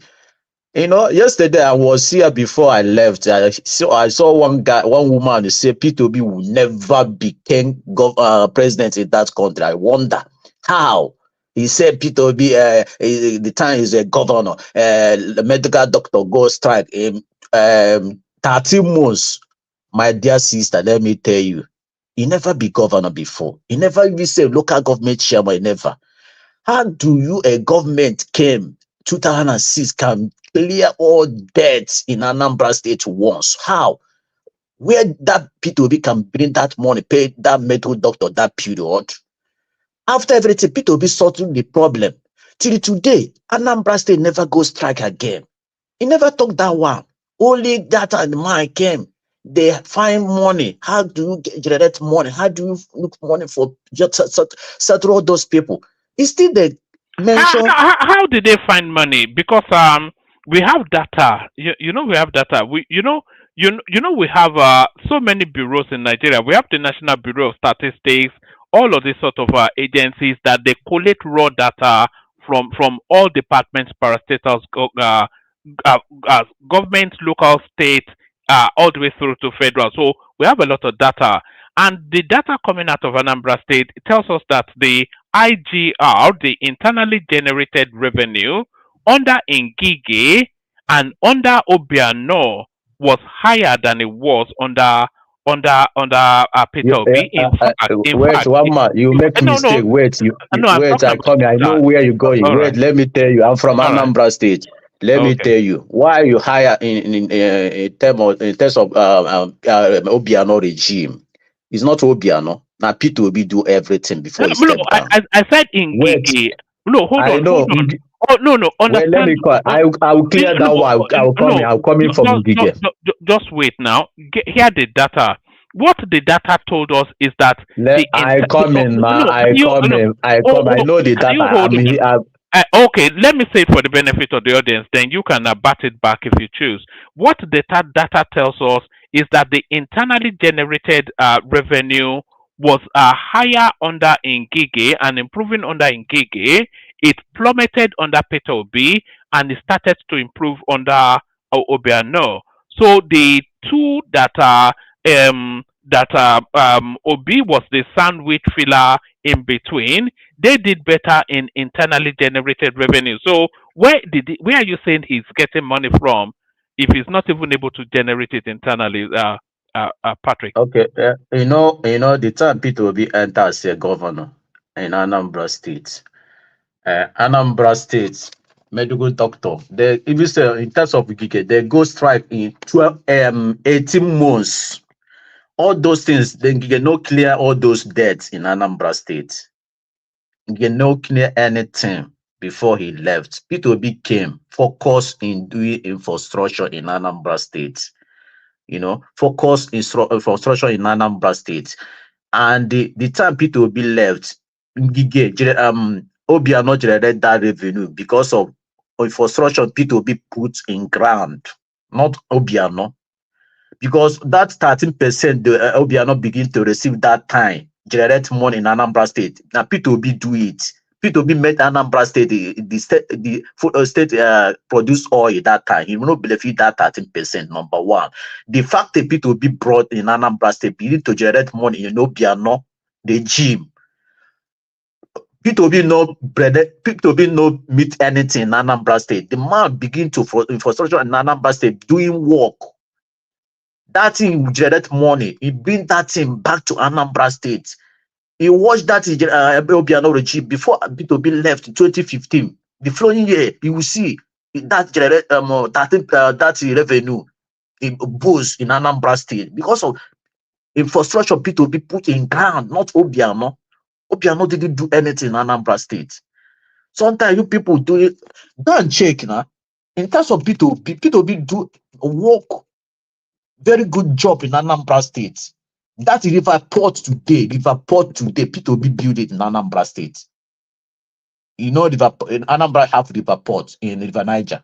P2B do it. He came to Anambra State because people love P2B, not P2B today in Anambra State because the man touch every local government in Anambra State. Touch in my place. P2B come in my place. I told you guys before. P2B build before I going back to my place. I have to enter Imo State. I have to enter also Hitokwa to enter Lilo. But the time P2B came there. Say no, this thing cannot happen. Why Anambra people can enter Imo State before they enter Anambra? P2B came. Go and open another new road from Osumoro. If you know Osumoro, he opened that road from direct to Lille.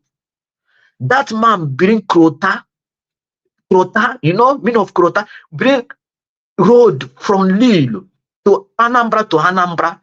If you are going back to my place now, I no need to go to Imo State. I going direct to Osumoro, enter my state. P2B, the same P2B people just that the same P2B bring electric, wire, pole electric, bring NEPA, generate in my state, Lille. So I not tell you, people will still love that man because of a good work the man do in Anambra. So I told you guys, I'm not a politician, but I see something good, I will say it. Maybe you guys cannot be Anambra State, but I am Anambra State. I will tell you, the man work a very good. He touched any local government in that state. And remember, people never allow him to walk. Before he enter, you go into the port almost 1 year. And they still, after 1 year, they move 1 year. I'll call it, you cover almost 7 years in Anambra State. You use 1 year to court. They use 7 years to govern. Since then, P2B came. Before, he cannot govern Anambra State 4 years. This man came and fight and bring peace in Anambra State. I'll call it democracy in Anambra State. Now he can govern Anambra State peacefully without going to court, without somebody impeaching you, without you going any manner of things in that state. He can govern that state peacefully and go. He can govern the 8 years and go. Who do it? P2B. Soludo enjoy today because of what P2B do in Anambra State. Soludo still taking P2B blueprint in Anambra State. It never changed. To today, Anambra State never get government first lady house in Anambra State. Who do it? P2B. They still take that blueprint for P2B. So I cannot lie to you. When I say you people still stop talking about hatred for P2B, I like this platform because of hatred. You have P2B. Anytime I am across, I see you, I enter. You know how to. I want to tell you this man P2B. The man is try well in Anambra State. If Anambra leave him alone, the time he become governor, he will govern that state very well. Nobody hates P2B, by the way.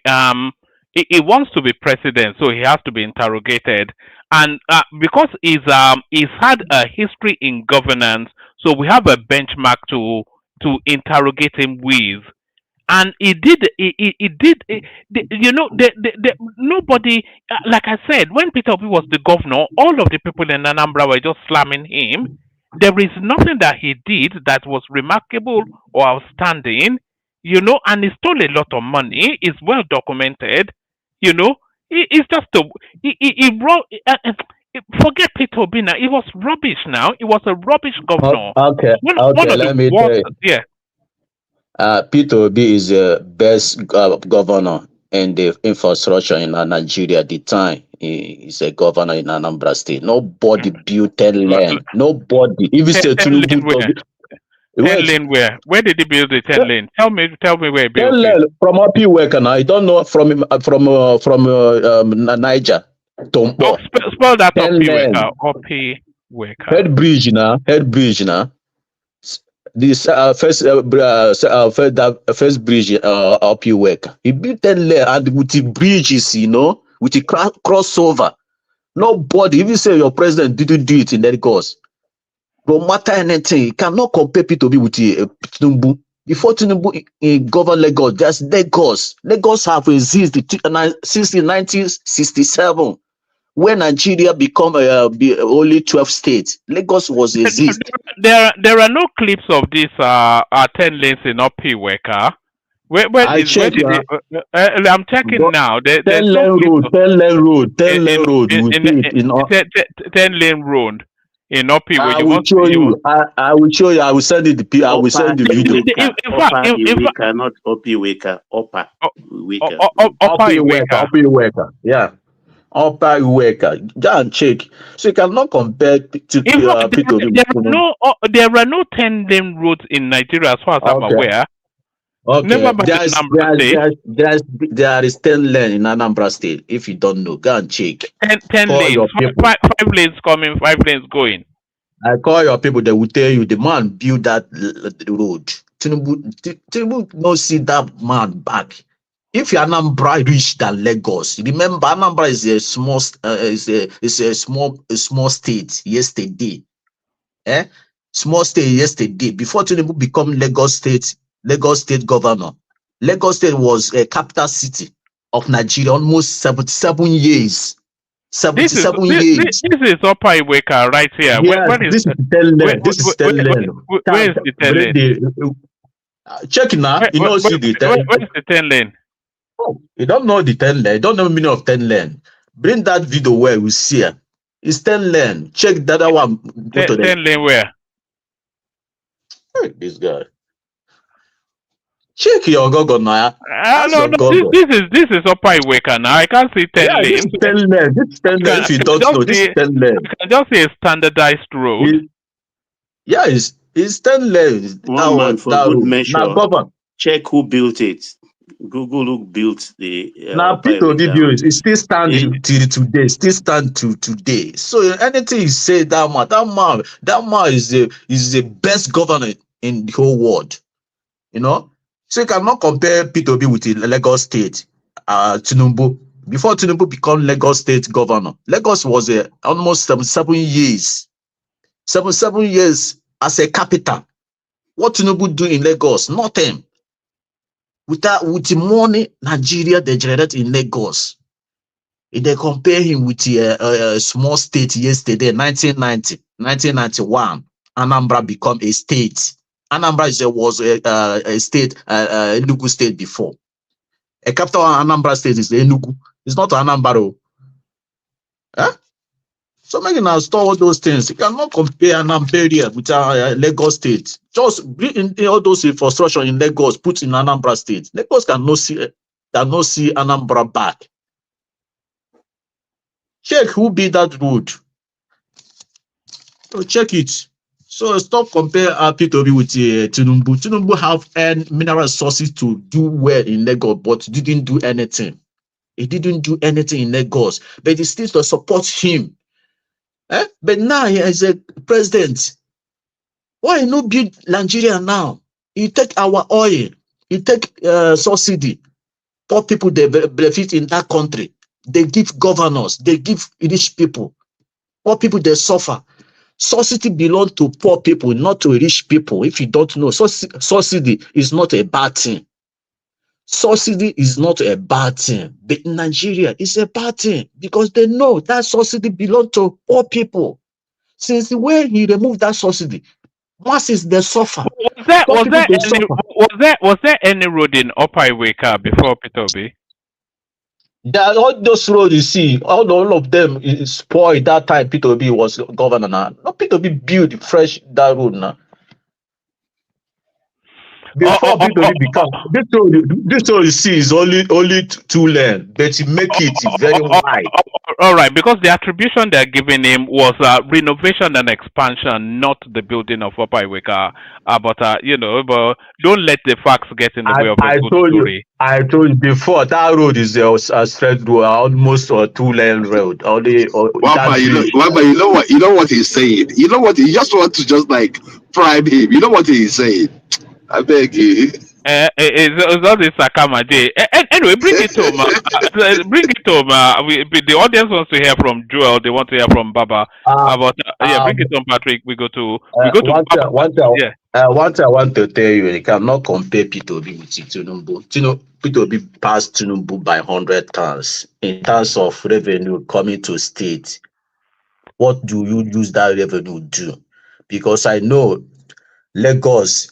Where you compare Lagos, you can compare Lagos with Dubai, not Anambra. Lagos is not a small state. Lagos was almost 77 years old past Anambra. But still they compare your grandfather. Lagos is older than Nigeria. Yeah, Lagos was capital city of Nigeria for 1914 to 1991. He moved to Abuja. It's not 77 years. It's 77 years. Was capital. Where the Lagos today? Where's Anambra today? Anambra is pursue Lagos, bomber to bomber. Yeah? So don't mention compare Lagos with compare Tinubu. Tinubu can never govern Anambra State in terms P2B regime. It can never have peace. But this man came, fight, strong. Today, he can govern that state peacefully. And without impeachment, without going to court. If you know work, it doesn't. Only governor before P2B is supposed to walk past P2B because nobody disturbed you in Anambra State. Obi are not supposed to walk past P2B, but he didn't do anything. So Ludo is supposed to walk past P2B because nobody disturbed them. Nobody disturbed them. So, madam, if you don't want to support P2B, fine. You can support anyone you want to support because I know. Leave the time alone. No, she's not even said a word yet,. But don't worry, no, she will give it. I don't call anybody name. The Zita is unbreakable, by the way, so don't worry about that. I don't call anybody name. If you want to support, you support. If you don't want to support, you keep your mouth shut. No, now that's the language we are saying not to use. But I don't call anybody name. I didn't call anybody name. So when I say I'm Igbo man, I know my people. Most of Igbo man doesn't like all those. Most of Igbo people doesn't like. Here is somebody from that lived to Anambra State at the time. This is coming from Facebook. This is Priska Angela. It says Ngige is far better than Obi. They were calling Peter Obi Ada Obi because he performed so woefully. So that is somebody that lived. It's just the rebranding of this guy. It's A1 for. Ask that person now. That person write this thing. Ask whether APC member. Ask what Ngige do. Ngige built only road, almost 400 or 300 road in Anambra, 300 kilometers of road in Anambra State. But Ngige didn't build road. Who enter his father's place? Now P2P built that road. Enter Ngige house today. What Ngige do in Anambra State? Only road. That road Ngige built because he built that road because of the problem he have. Because he didn't win that governor. They give that Ngige, that governorship. They give her that result. Ngige didn't win. Ngige didn't win that governor. They give him. After they give him, they promise that they give them half of the money of Anambra State. After Ngige entered there, after Ngige entered the power, they no see any money. Anambra doesn't have any money to give them. Now making Ngige start building that road he built for Oga. Ngige didn't build any road apart from local government. All right. Ngige didn't build road in Onocha. He didn't build road in here. You made the point. Ngige was the worst, even though the data tells us it was better than Ngige built only road, but that road he built is only his local government. Go and check it. All right now, Patrick. Let's move the conversation, and we'll still come back to you. Hopefully, you spend more time with us than you did yesterday. We go on from you to Baba, who has not been with the platform for a long while. That's a Tim Jack right there, showing the size of his wallet. If I knew he only took a spanner, maybe I'll be removing your spanner, and then next time you come, I'll give it to you again and see if that can be a thing. So that's Tim and Jack. I think the highest we've had yet was from Michael Game, who did 500, but that's certainly a handsome one right there. So well done, Tim and Jack. We go on from you, Patrick Uche, to Baba, who has been away from the platform for a moment. Baba, good to see you, but I think you came in to argue the Ambodi case, and I think I might well take a wager with you, just a nominal sum. I'm still insisting that Ambodi will be on that ticket 2027. Okay, Roman, how are you doing? I salute you, good to have you, Panelist, and my folks in the commentariat. How are you? Chichi, you are now officially Araiku. So when next you're in Lagos, register to vote. Okay, Chichi. And Ayo, Ga, Theologa, I'm happy the tag team of you are there. And former team, Jack, Adano, all the rest. I remember, I see all you, I salute you all. And people, listeners, viewers, I salute you, I formally welcome you. Click the like button, most importantly, don't forget that.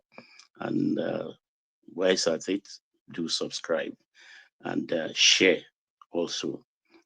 Yes, woman, I don't know how long I have, because I have to talk on Sule Lamido, Ambodi, the Agbero phenomenon, and of course, Natasha.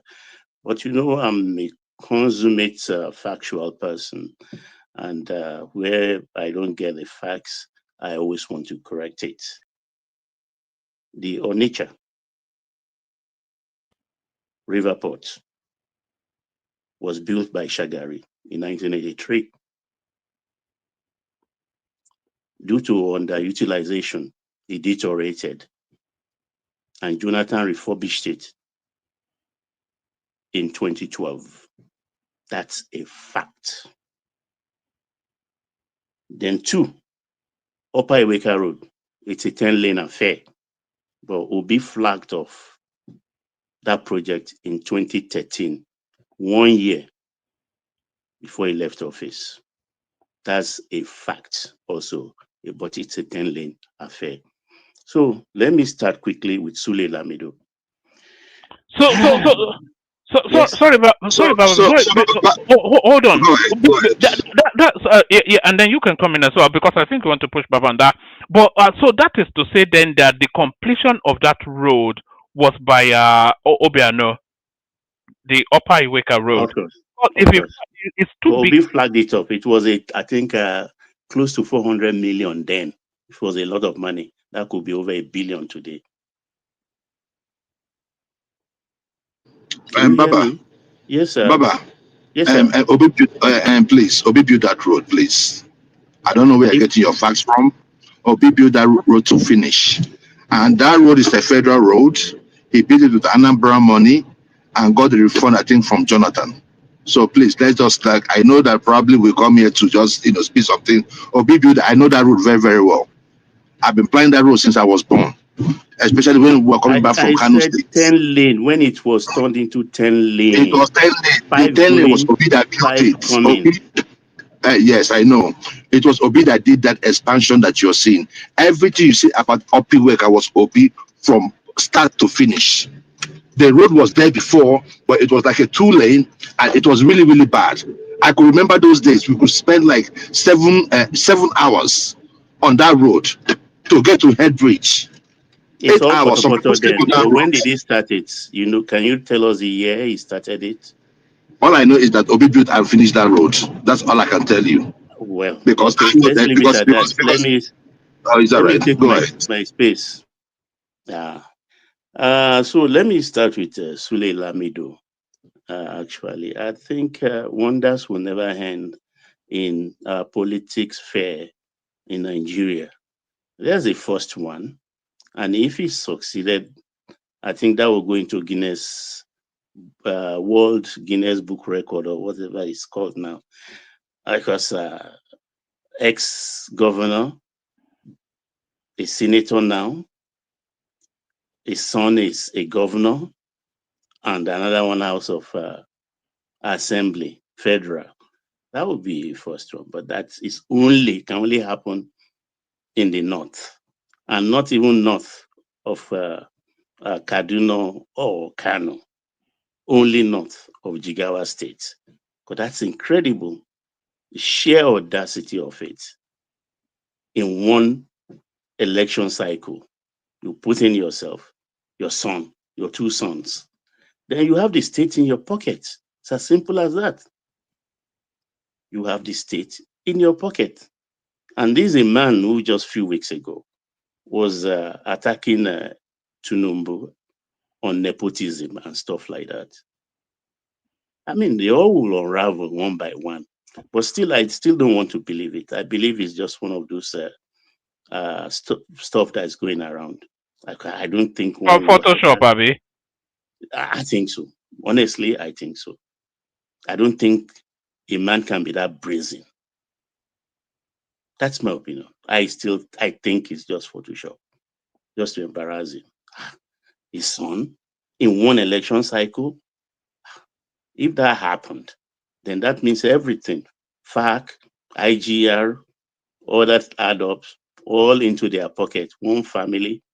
No. It can happen other places. But Baba, what position did he give the sons? One governor, one House of Rep, and himself senator. Under contestation in 2027. Well, I don't think it's true. No, it's not true. It's not true.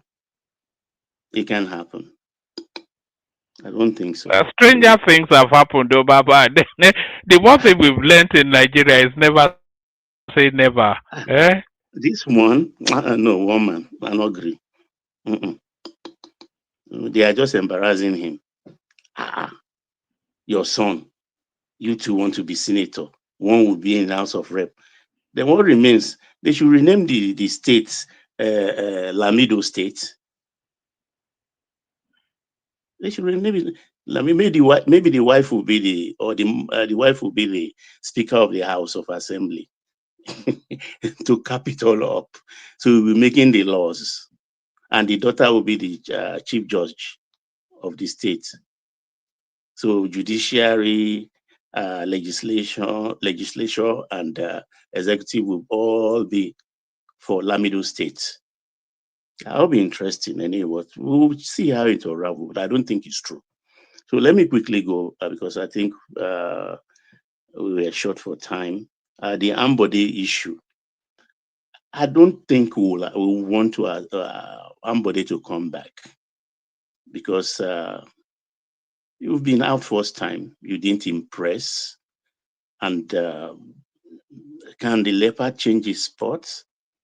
And he has a lot of acts to grind. He did not impress. Was he not the one that rebuilt that road from the airport coming into Lagos? He did a lot of stuff but what we are enjoying today, what's the pride of the state today, the rail lines and everything, he didn't put one pole on it for that 4 years. And he starved because there is a structure in place which he inherited. You understand? The elderly, the indigenous infirmed people, there is a special fund for them. Apart from the GAC people, about 27 of them. You get my point? There is a special fund for taking care of them. He questioned it. He neglected it. And those are the people who started crying first before we, the children, now pick up the gauntlet and really go after him. And those things we consider unforgivable, particularly the rail line, because now we should be talking about the green line, not the red line that was just completed a year ago, or the blue line that is now 2 years old. We'll have gone past that. So for 4 years, it slowed us down. Sorry, Baba. Did you see Sanwo-Olu take a celebratory journey on that on one of those lines to mark its 2-year anniversary? In excess of 2 million people already trafficked on that particular service. A real success. No, I didn't see the clip, but of course, it's a pride because it has eased a lot of things, and I can't wait for the extension from Mile 2 to Okoko. I mean, with that, I mean, Lagos is up and really riding, because, and it's just imagine from Mile 2 to Marina, it's just 17 minutes. 17 minutes. That journey ordinarily during of hour of gridlock, that could take you still about an hour and a half. And the heat of the traffic, at least an hour and a half, at least. Yeah, but in the thick of things, in around 7:30, that could take you about 3 hours. Yeah, or 4 hours. So, yeah, it is really, it's a beautiful thing. The AC goes in silent, and when you pull out of the National Theatre Stadium, the site is lovely. The site is lovely. I wish you can stay on that. You wish you can stay on that at that elevation for life, and wish Lagos is everything about Marina. Have you gone on it? Have you gone on it, Baba? No, I haven't. I have not gone on it. I hope to do that someday. Actually. So Ambodi, you know, there's so many to do list now for visiting Lagos. You have to go on that rail service, and then there's the what's that Randall art space that they built, and then that naked something you have to go. There's so much to do, and then you have to go on the Tinubu Super Highway and all of these sort of things. That highway, that coastal distance, that's crazy, because I've seen some long kilometers of it with street lights. I mean, I don't know. I still pinch myself, and people like me, which need to be completed in my lifetime cycle. Honestly, let's stick to this Ambodi issue. I think at best, Tinubu will give him a ministerial position if he won the 2027 election. That's the best thing. You should take him to Abuja, because if you bring him to Lagos, the tension will be too much. And I don't think it will be popular. No, it's not going to be popular. Let Amzat take over and do his 8 years cycle, because all we need in Lagos, one man, all we need in Lagos right now, you understand, is just another 8 years of governance after Sanwo-Olu. And then after that, in 2035, you can bring a goat even to be governor of Lagos State. The state will function on its own, to be fully automated. So we don't need any distraction, anything that would disrupt what we are doing now. We are on even keel. You understand? That's KEEL. We're on even keel. So if Tinubu likes him so much, yeah, I respect him. I like his silence, not giving Asiwaju any hassle. He went quietly to Agbero and licked his wound, and he warmed himself back to the good graces of Asiwaju. They are now friends. It's all cozy. We welcome him to the family, but let him go to Abuja with him in 2027 if Asiwaju win that election. So as simple as that. He has not been a minister before, so it's a privilege. He's been a governor, been a minister. He will rank but Baba, if there's a Sheyi Tinubu strategy, which a lot of people feel that there is, a lot of people think that now. A lot of people You think we'll that be now. Jigawa State? Do you think we are Jigawa State? Okay, what purpose will Sheyi Tinubu have in life look, if he's not the, governor of the Lagos most State? Yoruba man ever loved was Shifa Awolowo.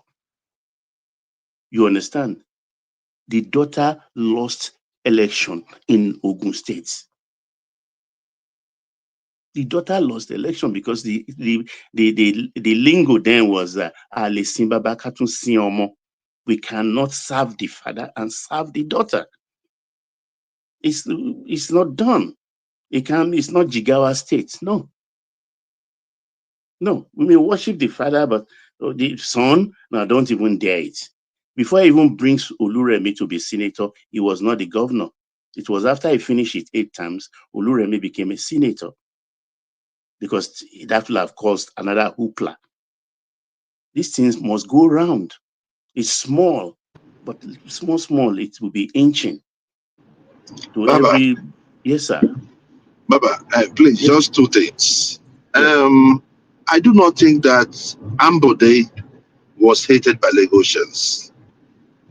Look, let me tell you. No, we don't hate him. If there was any person that could have dismantled the Tinubu enemy or hold on Lagos State, it was Ambodi, and I'll tell you why. I agree. That was what he was trying to do. You get my point. Yeah, because but when Ambodi was Lagos State governor, hold on, my brother. When Ambodi was Lagos State governor, Ambodi walked to. Don't get Ambodi walked. I didn't say it didn't work. I did not say it didn't work. Have you talked about Oshodi? Even your own parents' place in near Manti there, your parents' place. He restructured that road. I know. Ambodi worked. Ambodi worked. I'm not saying it didn't work, but those mortal sin he committed, taking the more food out of the food of those elderly people we take care of, because there are some families they have special he fell out with Tinubu. That's the thing. It wasn't because of that. It was reported. You understand? You don't look. It is sacred money. Don't touch it. It's like the money you used to buy gold for the oracle and serve that oracle. That's how that thing is looked at. My brother, Tinubu and previous governments have severed people from their ancestral lands. What could be more traditional than that? Look, I see the thing that he fell out. Let's leave it at this. He fell out with Tinubu. No, not Tinubu directly, because that thing was debated up to the Goidugoro. That's the if there's any person that should be considered.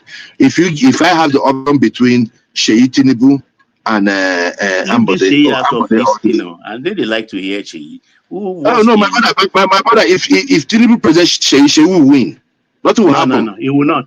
Okay, that would be the big. But sorry, Baba. If Tinubu cannot present Sheyi in this cycle, but Ambodi only has 1 term left, so if he's ever going to present Sheyi, then he has to present Ambodi to give him then that window when he's leaving office and he no longer cares. Then he can just force Sheyi into 2031. If Ambodi gets that ticket, then that tells you that Sheyi will be your governor from 2031. Then you don't know Lagos politics. Asiwaju is as good as the end of 2031. Back to Lagos in 2031, he will be revered but not worshipped. That will be the end of the political reign. You understand? We will give him a golden handshake. Maybe buy him an Omega retirement wristwatch, gold wristwatch. That will be the end. Mark my words. God keep us. You get my point? There is an extent to which that this kind of arrangement can work up to. These are very limited. It has to go round. There are some discourse that it's in purview of the privacy of kind of tete-a-tete, not public discussion. But I'm telling you, come 2031, that's the end. And we will thank him profusely forever and ever until he breathes his last. That will be the end. Mark my words. But the Sheyi Tinubu factor, please don't even think it. Don't think it, I beg you.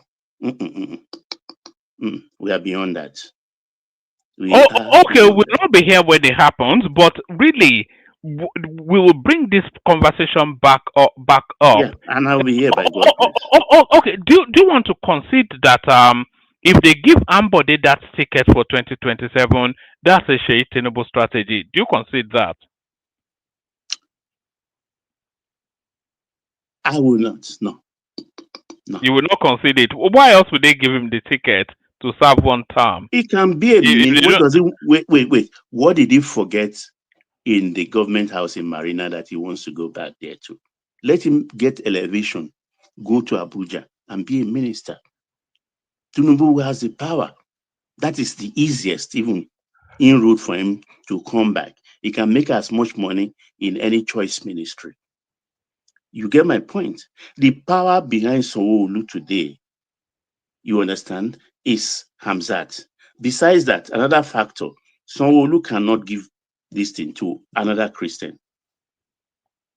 It has to be a Muslim. So Hamzat is positioned, well positioned. Is Awori is also a Muslim. No Awori has been governor of Lagos State. And we will not change them. Because after the Aworis, if the Eguns in Badagry have anybody that is well qualified, fine. And of course, they are the islanders that are very, very hungry, very, very hungry to grab the power. What we are going to do with it as islanders, I don't know. I'm not keen on that with my people on the island, you understand? But I just care about the Aworis and the Eguns. You understand my point? So that's for Ambodi. I've talked about Sule Lamido. Then before I go to Natasha, let me just briefly touch on the Agbero phenomenon. I've always known that they are talking about billions, but not that kind of six figures. That's a lot. So I can understand why Oluomo could just order for cars for street urchins who call themselves Nollywood, Yoruba Nollywood stars and things like that. That's a whole lot of money, but it's not a new thing. I mean, if you know the history of the team stars in America, those who the union that's in charge of the trucks that keeps American commerce blood flowing on 24-hour cycle. They are tough, the toughest, and they have a lot of money, billions. In fact, a presidential candidate they don't support is standing on shaky grounds. So it's I don't know to think, but then that money you see goes a long way, not just for the Agberos. That money goes into a lot of coffers too, for campaign, for obas, elders, and things like that. They share that money. They share that money. You can look at them and say these are illiterates. Oh, I'm the people. That's an eye-popping amount, actually. If that figure is eye-popping amount, how many states have that? 123 billion annually. Yeah. How many states have that? That's a lot of money. That's averagely about close to 9 billion every month. 9 billion every month. That's close to 9 billion every month. You can look at the kind of people controlling that money. But it goes round. It goes really around, actually, to everybody. That's why it's not something you can do away with. If there is a public outcry, they tone down. And when people are now relaxed, they heighten their activities again. So that's a whole lot of money. Good. So let me just round up with Natasha issue. I think first we should not forget. We should not forget 6 months now, she has not come up with any evidence on the allegation she made. It's at issue. It's at issue. I think it's ungodly to falsely accuse anybody. And she has told us she will bring the evidence. I mean, in all good conscience, all the Natasha supporters should please ask her, Madam Senator, where is the evidence? She told us with her own mouth that she has evidence of the sexual harassment. She has to. If not, that will be at the heart of her staying at home during this election, cycle of governance. Because the trap she has entered now, the litigation, and also the interpretation of the 6-month suspension, because it was like ambiguous. They didn't say legislative or calendar. If it's everybody's calculating calendar, which is the 6 months we are in, but suppose the Senate said, no, we're talking about legislative 6 months, and legislative 6 months, it's about 15, 16 months, which is about the remaining life of this government. Just about the remaining life of this government, because the Senate sits 3 times in a week. That means they sit 12 times in a month. So 12 times 12, that is 144. And 6 months is supposed to be 180. So the other 36 months left to make it 180. That's about 4 months legislative period. So yeah, I'm correct. It's about 15, 16 months. So if they bring that up, she will run again to court. And when in court, it will be bogged down because they have their rules. Oh, Madam Judge, when we say 6 months, this is our own language by our books. That's how we operate. When we say 6 months, we meant 6 legislative months, not what the court thinks. And that could go on. She has fell into a trap which she can never extricate herself from. But I'm not concerned about that. All I'm concerned is the allegation she made is too weighty just to be swept off, because through the back door, she's been asked to apologize and her sins will be forgiven. But she asked one which most people with high followership on the cyberspace, they do ask, oh, if I come out, I will lose the love of my followers. Who are those that you have 3 million or 4 million followers? Those are invisible followers. They could be following one man, be following this, following that, be following everybody. You don't know them. So you use them as mob or what? That means you've been deceiving them, because this same woman, the 23rd leg of her appeal, she was asking the court, accused the court first, that the court did not ask her to go back explicitly in that judgment. So the court should pronounce her to go back. But openly, she said the court asked her to go back. So if the court asks you to go back and it's in that judgment, why did you put it as the 23rd item on your appeal, affirming that the court did not ask you explicitly to go back? Do you understand what I'm trying to say, woman? So is she kind of deceiving people? And that's my quarrel with her. Do we know? Yeah, I do understand what you're saying, Baba. Do we know the schedule of that ruling, when it's likely to come out? When they are in the arguments, because I think this year cancels out for her anyway, because they'll sit for a period and then we have the festive season and then that cancels that out. So, and then the first quarter of next year, would they have had a judgment by then? And then we're already in the throes of elections. No, And then that's she what goes I into mean. it. It's Yeah. 15 months. If it's 6 legislative months, is about 15, 16 months. The lifespan of this government is just about 17 months left. This government And she is. doesn't get that time back, or it's not as though, because it still counts as a part of our period has been. So when her election comes up, she doesn't then get the time she didn't get to serve back. So No. They don't and do she, it like they do governors and things like that. No. yeah, and she doesn't get a salary for it. So it's just, just from her sheer stupidity, she's wasted. And it wasn't even Akpabio that gifted her that seat. He was the one that, yeah.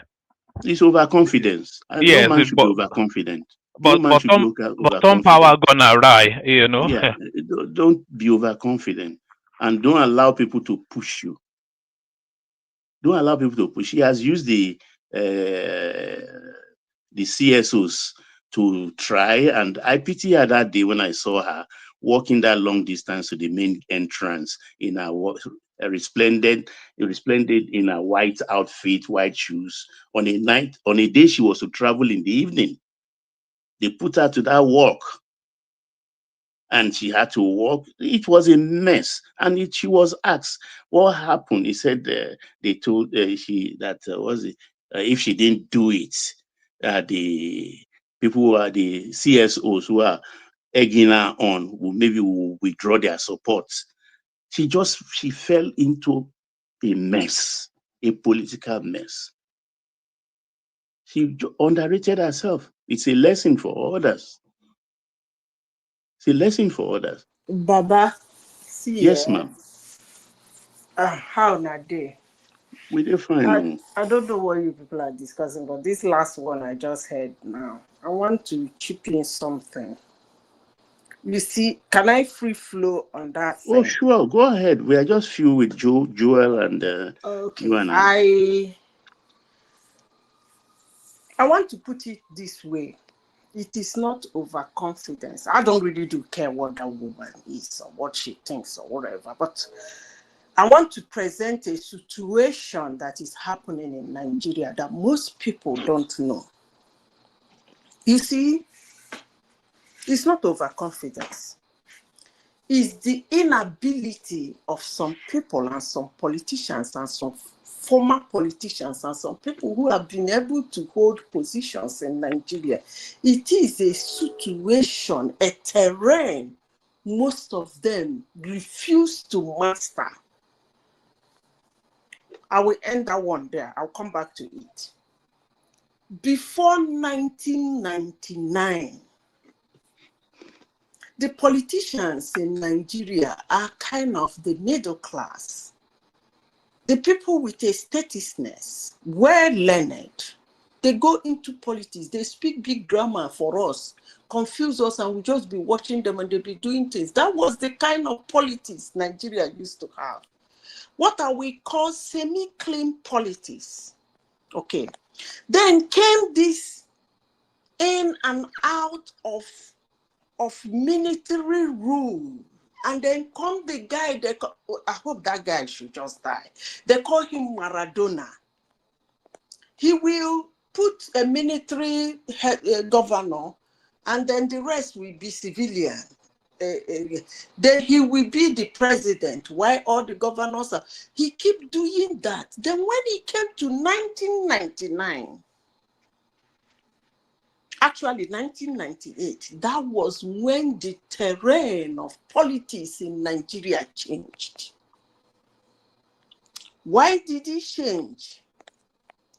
The elite, the middle class, the well-learned, the people that have shame, the people that want to show that they're good even when they are not, didn't want to be part of politics again. When they called them and said, okay, come, we are now ready to do democracy. They said, are you kidding me? This one I will come in tomorrow now. One military man will come and slap me and beat me and even shoot me. Because that was what was going on for years in Nigeria. And they stayed back. And this conglomeration of touts, I call them touts, they came into politics because it was an opportunity they never expected will fall in their hands. These are Neither people. did they believe the military will go.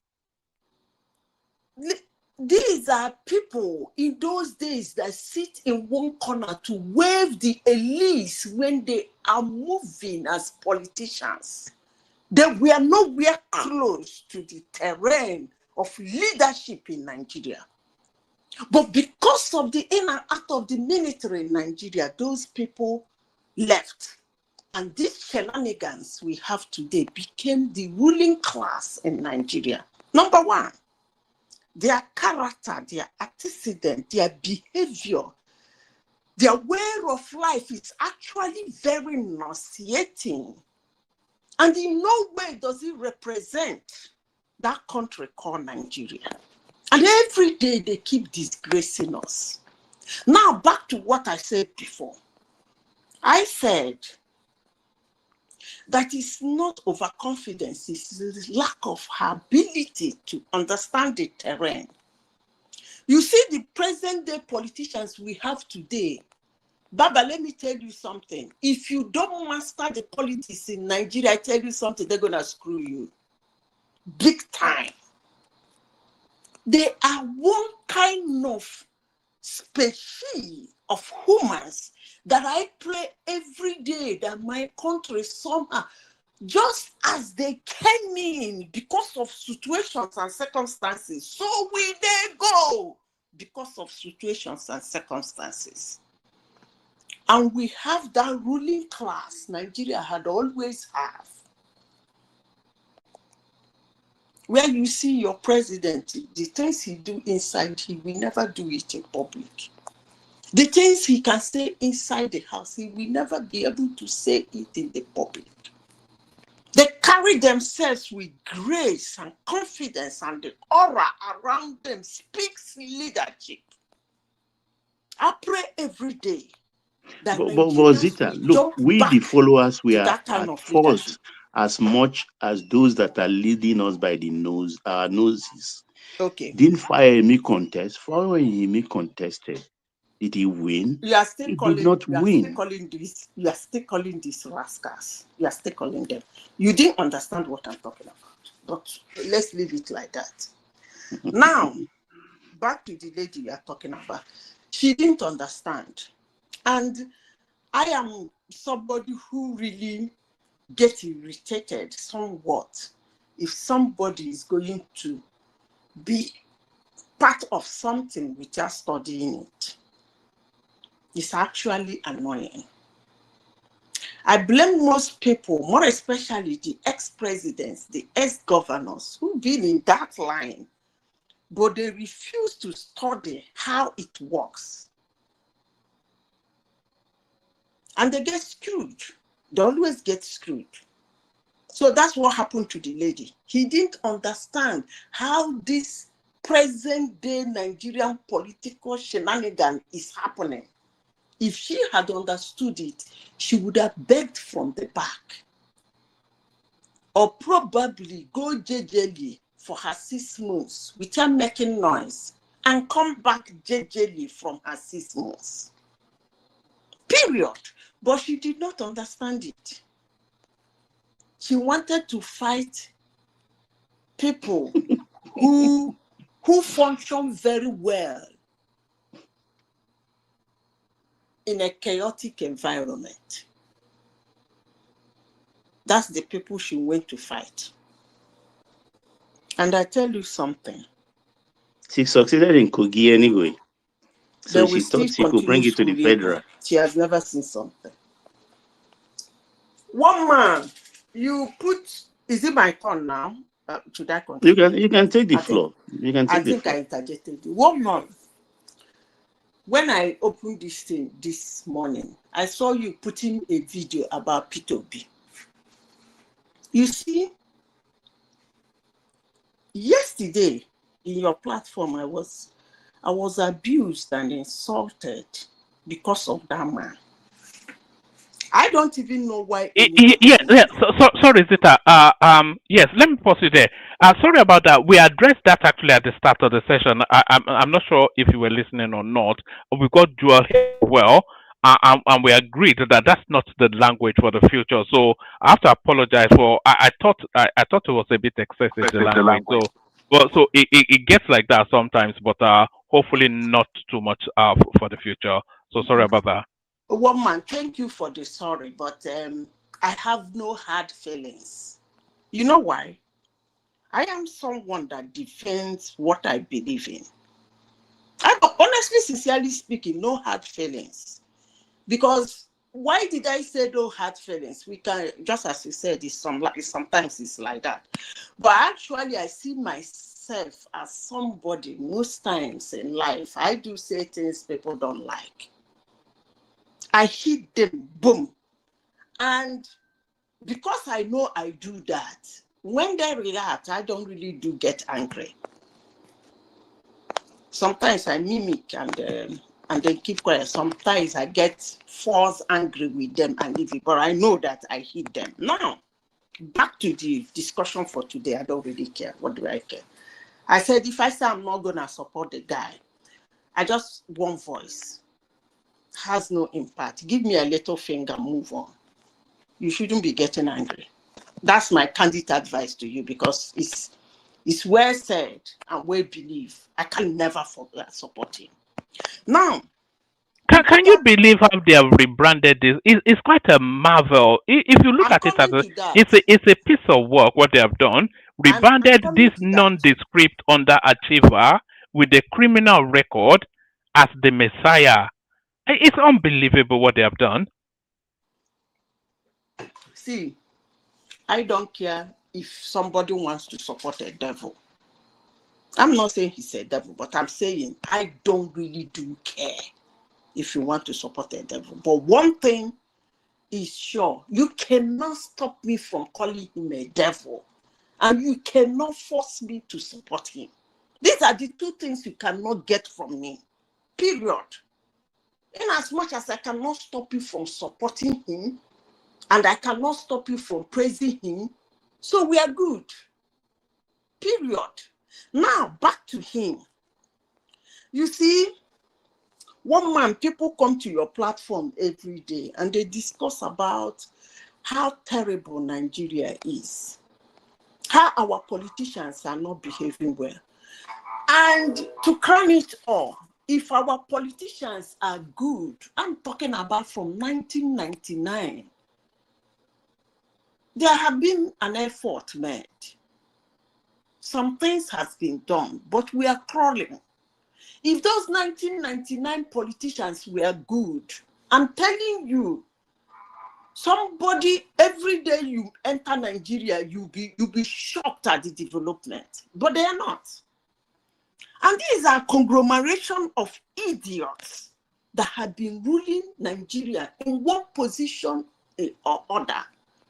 And it's actually annoying and ridiculous. It's actually infuriating that when you mention the name of one of them, somebody who calls himself a Nigerian and who knows that these people have been in leadership for God knows how long, and one way or the other, the country is not getting better, will abuse you, insult you, try to shut you up. How dare you? I mean, come on now. People come to this your platform, they bash Amechi, they bash Tinubu. Tinubu's own is even worse, because there is no area of Tinubu's life people do not abuse. They abuse the way he talks, because he has this thing they call, I've forgotten the name of that. It's a kind of, we'll call it speech defect. They will abuse him the way he talk. They will abuse him the way he walk. They will abuse him his health, his age. There is absolutely nothing humanly possible that man has not been abused for. He gets rowdy sometimes. And I love it. because he is part of the conglomeration too since 1999. I don't care what anybody thinks. But this particular Obi, the moment you mention him, the funny aspect of it is that the ridiculous followers he has don't even try to defend what you are saying. They reverse it and start to abuse you, to shut you up. And a human being, born of a woman, look at me, listening to my voice. If you've not met me before, you think you can shut me up? I don't know. If you are a good listener, you listen to my voice, you should hear that tone. It's not a tone of somebody you can shut up. As I said before, and I will continue saying it, Nigerians don't know what they want. Sometimes I sit down to ask, who are we? What do we want? That they will bring Atiku. You want to say one stupid thing about Atiku, somebody will abuse you. You bring Obi, you want to say one stupid thing about Obi, somebody will abuse you. They bring Tinubu, you want to say something stupid about somebody will abuse you. Tamerichi, Wike, and all whatnot. Somebody will wake up and make it personal to defend such crooks in Nigeria. You see the fire Nigerians are facing from every nook and cranny of Nigeria. And these people has been in power, changing their dress from PDP to Abga, from Abga to LP to PDP, PDP back to ADC. They run around like headless chicken, running around Nigeria, trying to go in and out of power without doing anything, just to be there to collect money. And people come to your platform one man, they defend them. And they same people will come tomorrow and say Nigeria is not working. People are suffering, hungry. Come on, man. We should be ashamed of ourselves that somebody who has been in politics since 1999, that anybody that says, no, you can't be there any longer, should be abused. That's actually ridiculous and senseless, but it is what it is. But anyway, one man, I'm going to close this submission on Obi by declaring again, as I have always said, I will never support him. Never. I will never support him.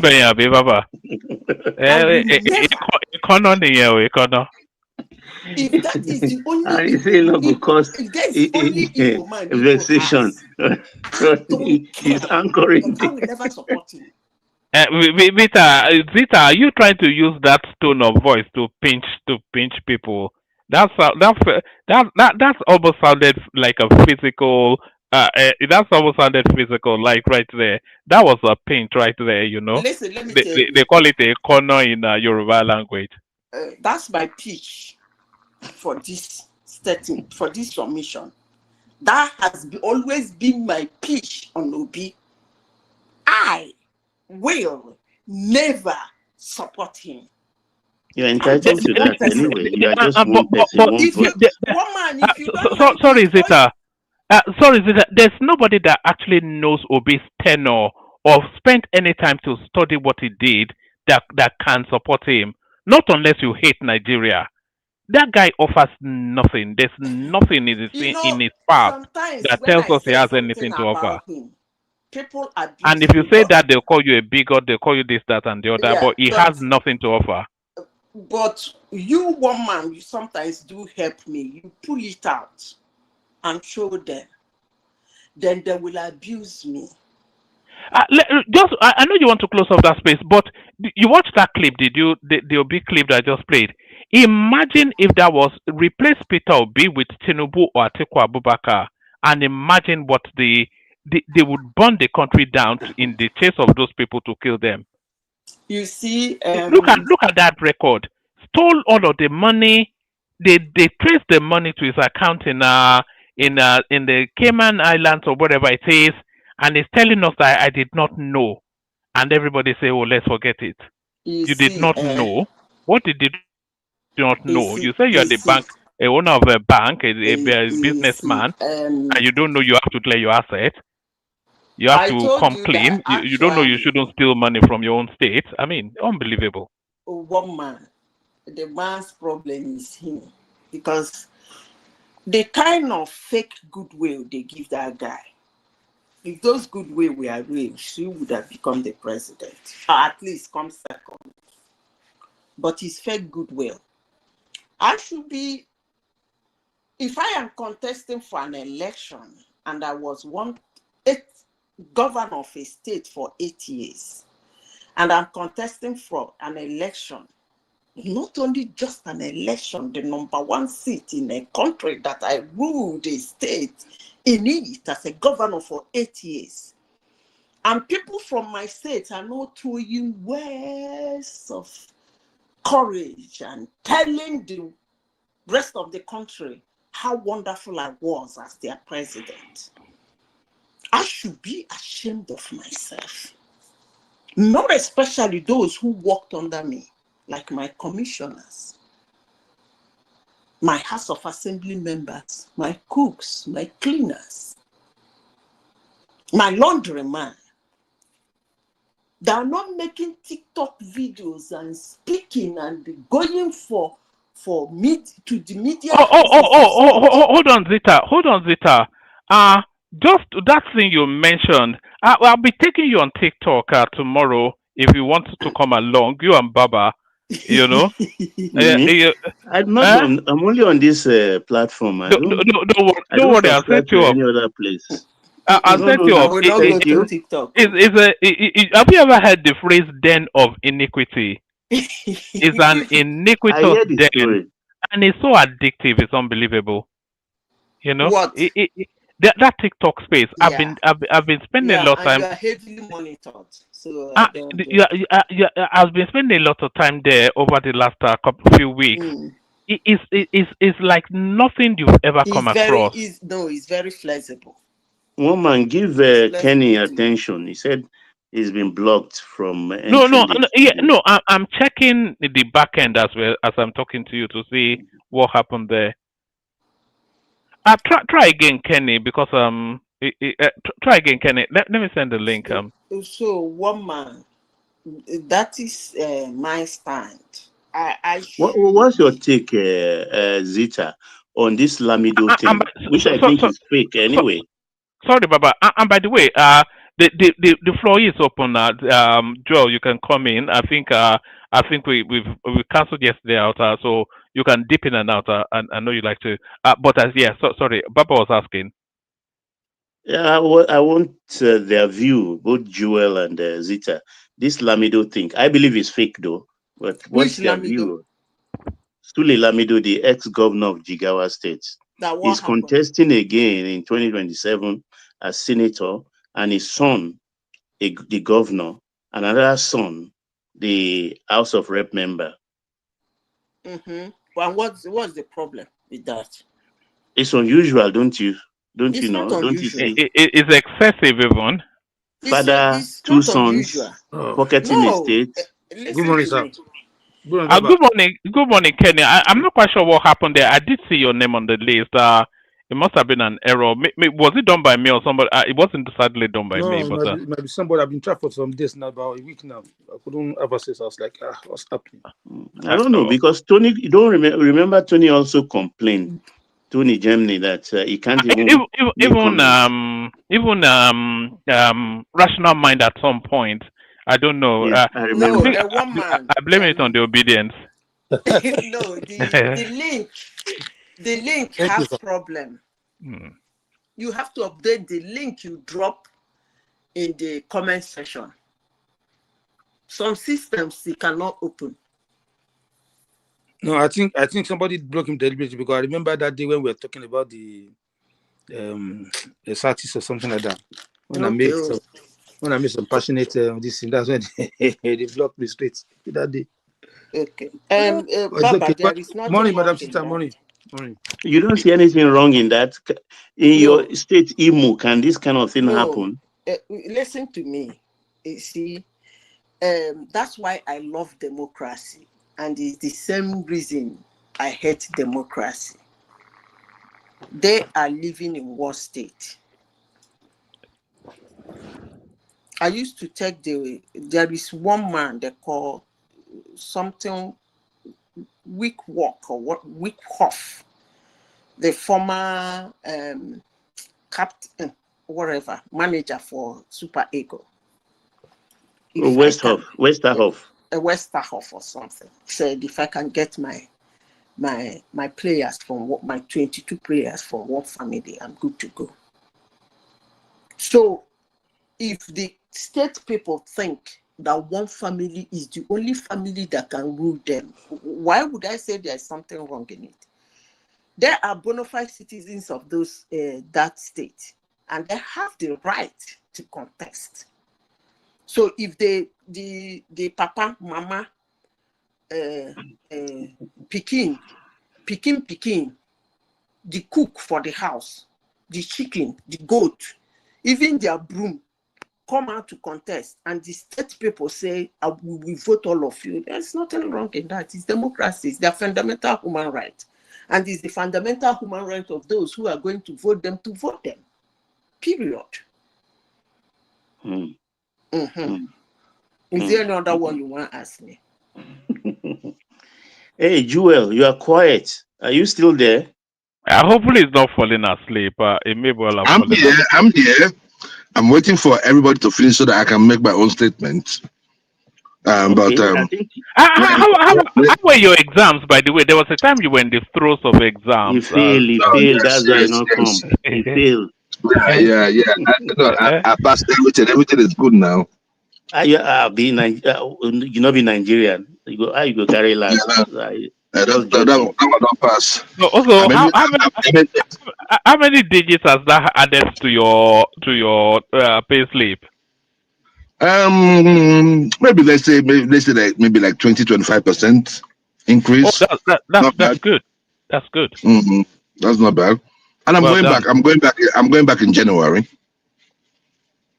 Yeah. So add the other 25%. Don't worry. This is the thing now. To add more. You will pay in blood. You know now. Well, no, I can't get this to go. That area is continuous learning. Anyway, you are like you do nursing, isn't it? Is this like Catholic nursing or something? It's like continuous learning. It's just continuous. With the machines and everything. Exactly. So you can specialize in different views too. So that's what I'm even looking at. Because sometimes you get tired, it gets boring, and I easily get bored. So I just want to do something else. So I'm even looking at even IT, IT nursing, to see if I can do something on IT nursing. Yeah. So I mean, it's just. You mean to be doing it remotely, to be diagnosing remotely, or is that what I think? No, usually just like for technician, like the server that they use, and for MedPass and like the host. So when you come to the hospital, depending on which server they're using for the hospital, or which app they're using, or I don't know the particular one that they use, but it's like an app, So you have your dashboard, so every information is there. You can go. So you have like Sana, you have like this one is Study, and different setup like that. So you just work with them on. If you're good enough, you can build yours. Yeah. Anybody hearing me? Yeah, we're hearing you, but let's get back to Zita, and then we make our way quickly back to you. So Zita, we were also talking about Ambodi signaling his intention to return to Lagos State House, and I was back and forthing with Baba that if he makes his way back, I see him making his way back to that space. Because I think they want Chase Tinubu in that position 2031. So what are you making of Ambodi's declaration that he wants to play it again? Yeah. You see, He said he wants to do what? What does he want to do, Governor? Yes, it was the governor. Do you remember that he was removed unceremoniously to put this new one there? The thing is that I'm even surprised they didn't give him something. The powers that used to help them to become governor, as I said before, I say election is not only based on the goodwill of the voters. There is what they call agreement in politics. It has a lot of weight. You make agreement. And those agreements you make, we can swear somebody's goodwill voter to your end, to your own side. Now, Ambodi, I think he snitched. I've been studying his removal and the way they parantize him, and then on few occasions he's tried to come back, it's not working. Apart from whatever, there is something I believe, just like one young man that I bought his t-shirt very expensively. Let me tell you people now, I bought his t-shirt very expensive. Very expensive. I joined his fan club. And then all of a sudden they threw him out from this football team, taking to another one, threw him out, taking to another. He became, and then all of a sudden he's dying, and I regret buying that t-shirt. One day I told my husband, there's something about this boy that is not flying. Honestly, there is nothing about Ambodi that is not flying. There is something, because forget about the way he's removed it. Sometimes it's normal. But since then, he's, I even heard he campaigned, I don't know. You see, woman in politics, just like this, what's his name, Fubara that is coming back. In politics, you don't let the people that are pushing you or supporting you, more especially if you don't have your own political clout, people who are supporting you, if you display this,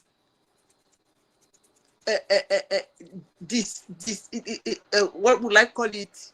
Unfaithfulness, that's the right word to use. It is hard, it will be very hard for them to work with you again, because they will be scared of what you are going to do if you are handed over power again. Honestly, sincerely speaking. And then, maybe then they can no longer control you. So it is actually not good, more especially if you come from like a nobody.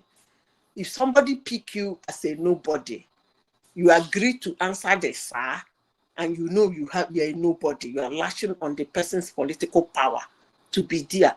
I will advise you to continue that, sir.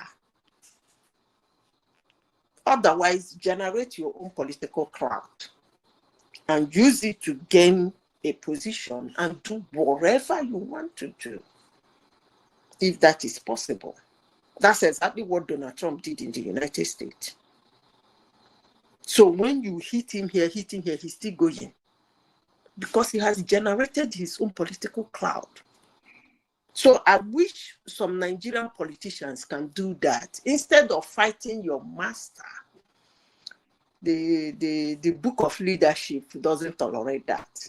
Instead of fighting your master, trying to outsmart him, it's a dangerous game. So for your Ambodi, I don't know if they have decided to come back and follow him, because they have decided to follow Jesus.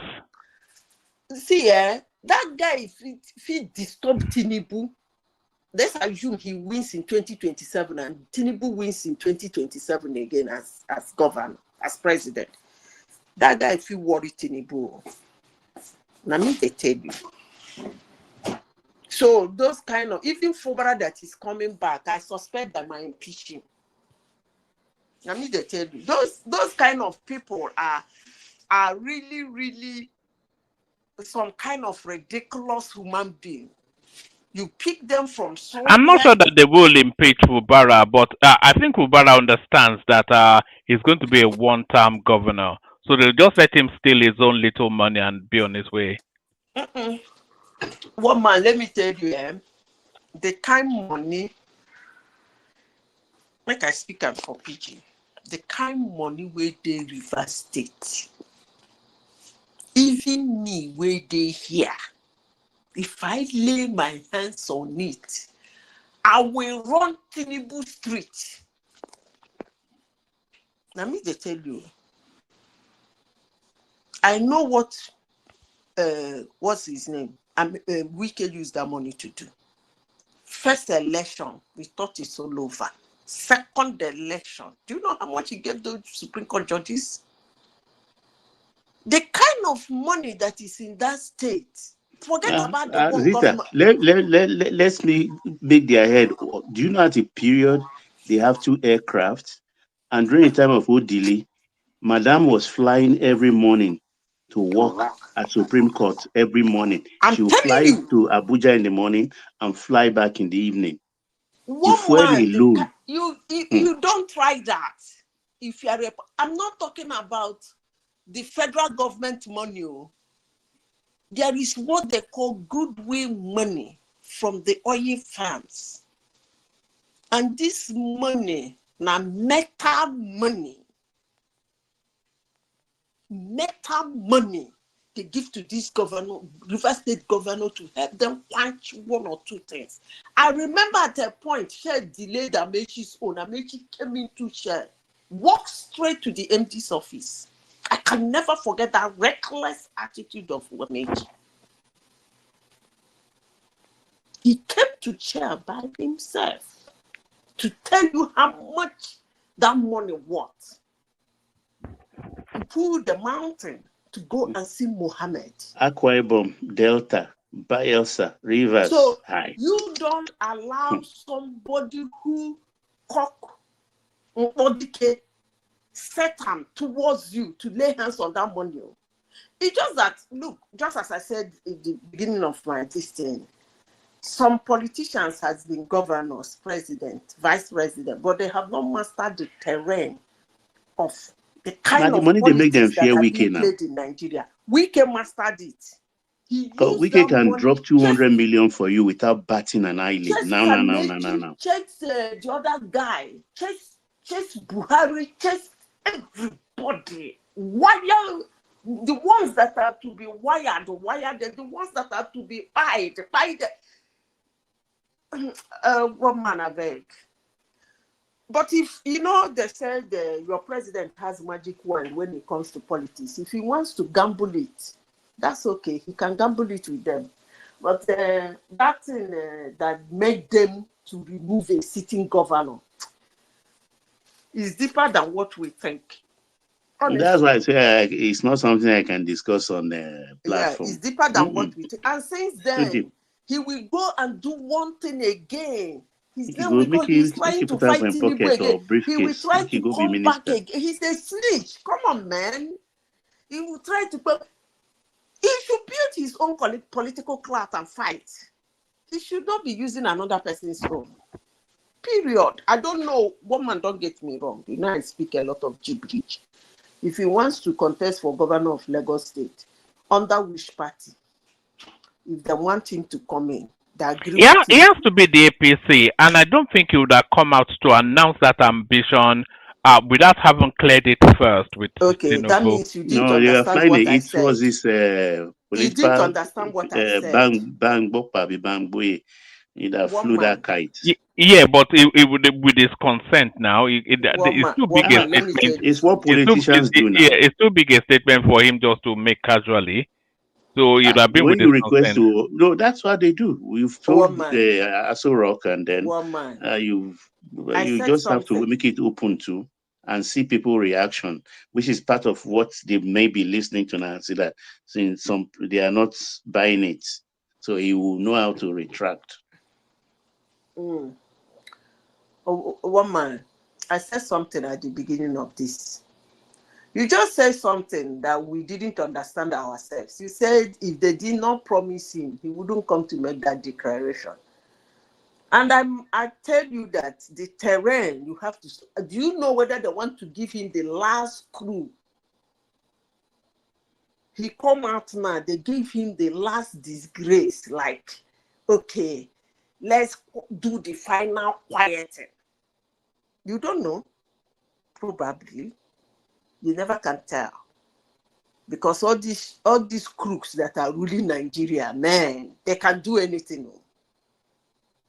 You need to master them for you to follow them. And when you decide to follow them, come on, man, obey them. Otherwise, I tell you something, they're going to screw you. That's my take on Ambodi. If you believe that they have told him that you cannot come back and become the governor of Lagos State. Obara Jesus, no. Don't. Woman. I can stop my mouth. But let me just say something about the Ambodi. Listen here. If Ambodi, the reason why he's struggling, he already settled with Asiwaju, but the indigenous of Lagos State, they believe is that time. They want to install their own person, their own indigenous. So, and they see him as a foreigner that is not from Lagos State. So that's why it's having difficulty. But if Ambodi go to another party, he will win. So the APC have to find a way to manage him well. But Hamzat is not from Lagos State either, indigenously, is he? The mother is. The mother is Hamzat. The mother is from Isaleko. Yeah.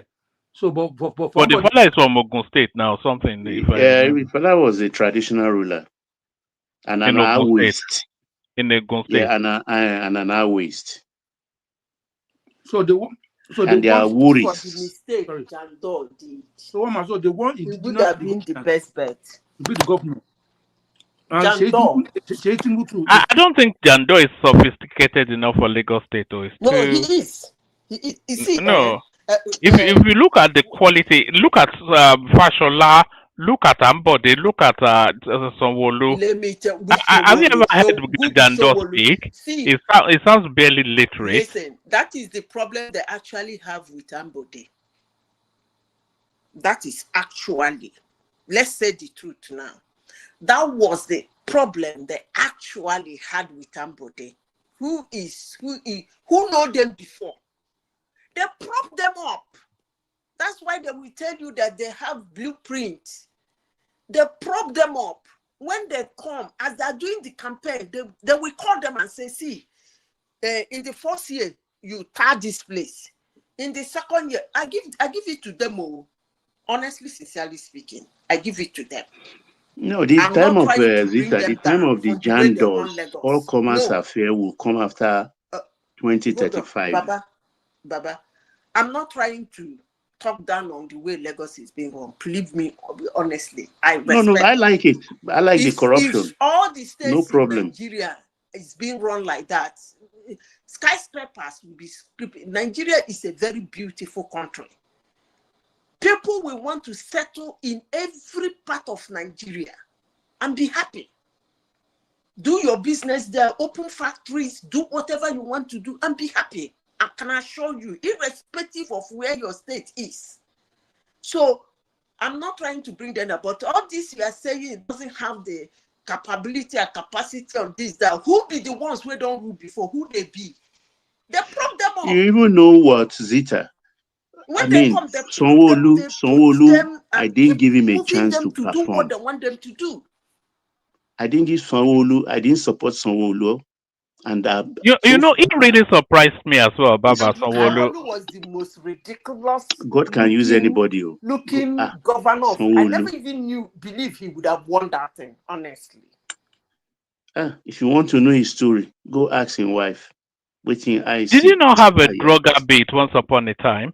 One man, you too talk, you too loud. Yes. No, that was one of the things somebody used to attack him during the prime. You sabi Igbo well. You use some flowery language. Saying they have the capacity, he doesn't have the capacity. Jandor, if not that he's so impatient, he would have been the best bet. I tell you something, if that boy has continued that reach today, he would have been the next governor of Lagos State under APC. Mama, please, can I interject, Madam Zita? Go ahead. Yeah, thank you very much, man. Jewel, the way to. Yeah, Joel is waiting, so we go to Joel. I'll make it very brief. I'll make it very brief. Yeah, one man, I don't know if you're following the Shogore saga with DSS and are you following what is happening in Nepal? The political uprising in Nepal. And what Madam Zita just said, she used one language which really prompted my attention. The criminals ruling that country. If you must deal with them, take every order from them. No, you don't oppose them, follow them, hook, line, and sinker. And you want us to build a better society, better country, better Nigeria that way. And again, somebody was talking about Ambodi. Ambodi did not commit sin against Lagosians. Ambodi was very popular. You want me to respond to you? No, let me finish. Let me finish, man. Hold on. Yeah, let me just. I'm not taking much time. Let me finish this. Hold it. Let's do it this way. Just land it. I'm almost done. I'm almost done. And then make it a short response, Zita, so we can go to other voices that have not spoken. Yeah, I'm almost done. I'm almost done. Ambodi was as popular as Fashola. If you remember vividly, Tinubu almost stopped Fashola from getting a second term. If not for the, there were a lot of pressure here and there, and he didn't want to lose his popularity because of the popularity of Fashola. Ambodi was almost as popular as Fashola. The only thing committed by Ambodi was, actually against the godfather, the Jagaban of Lagos.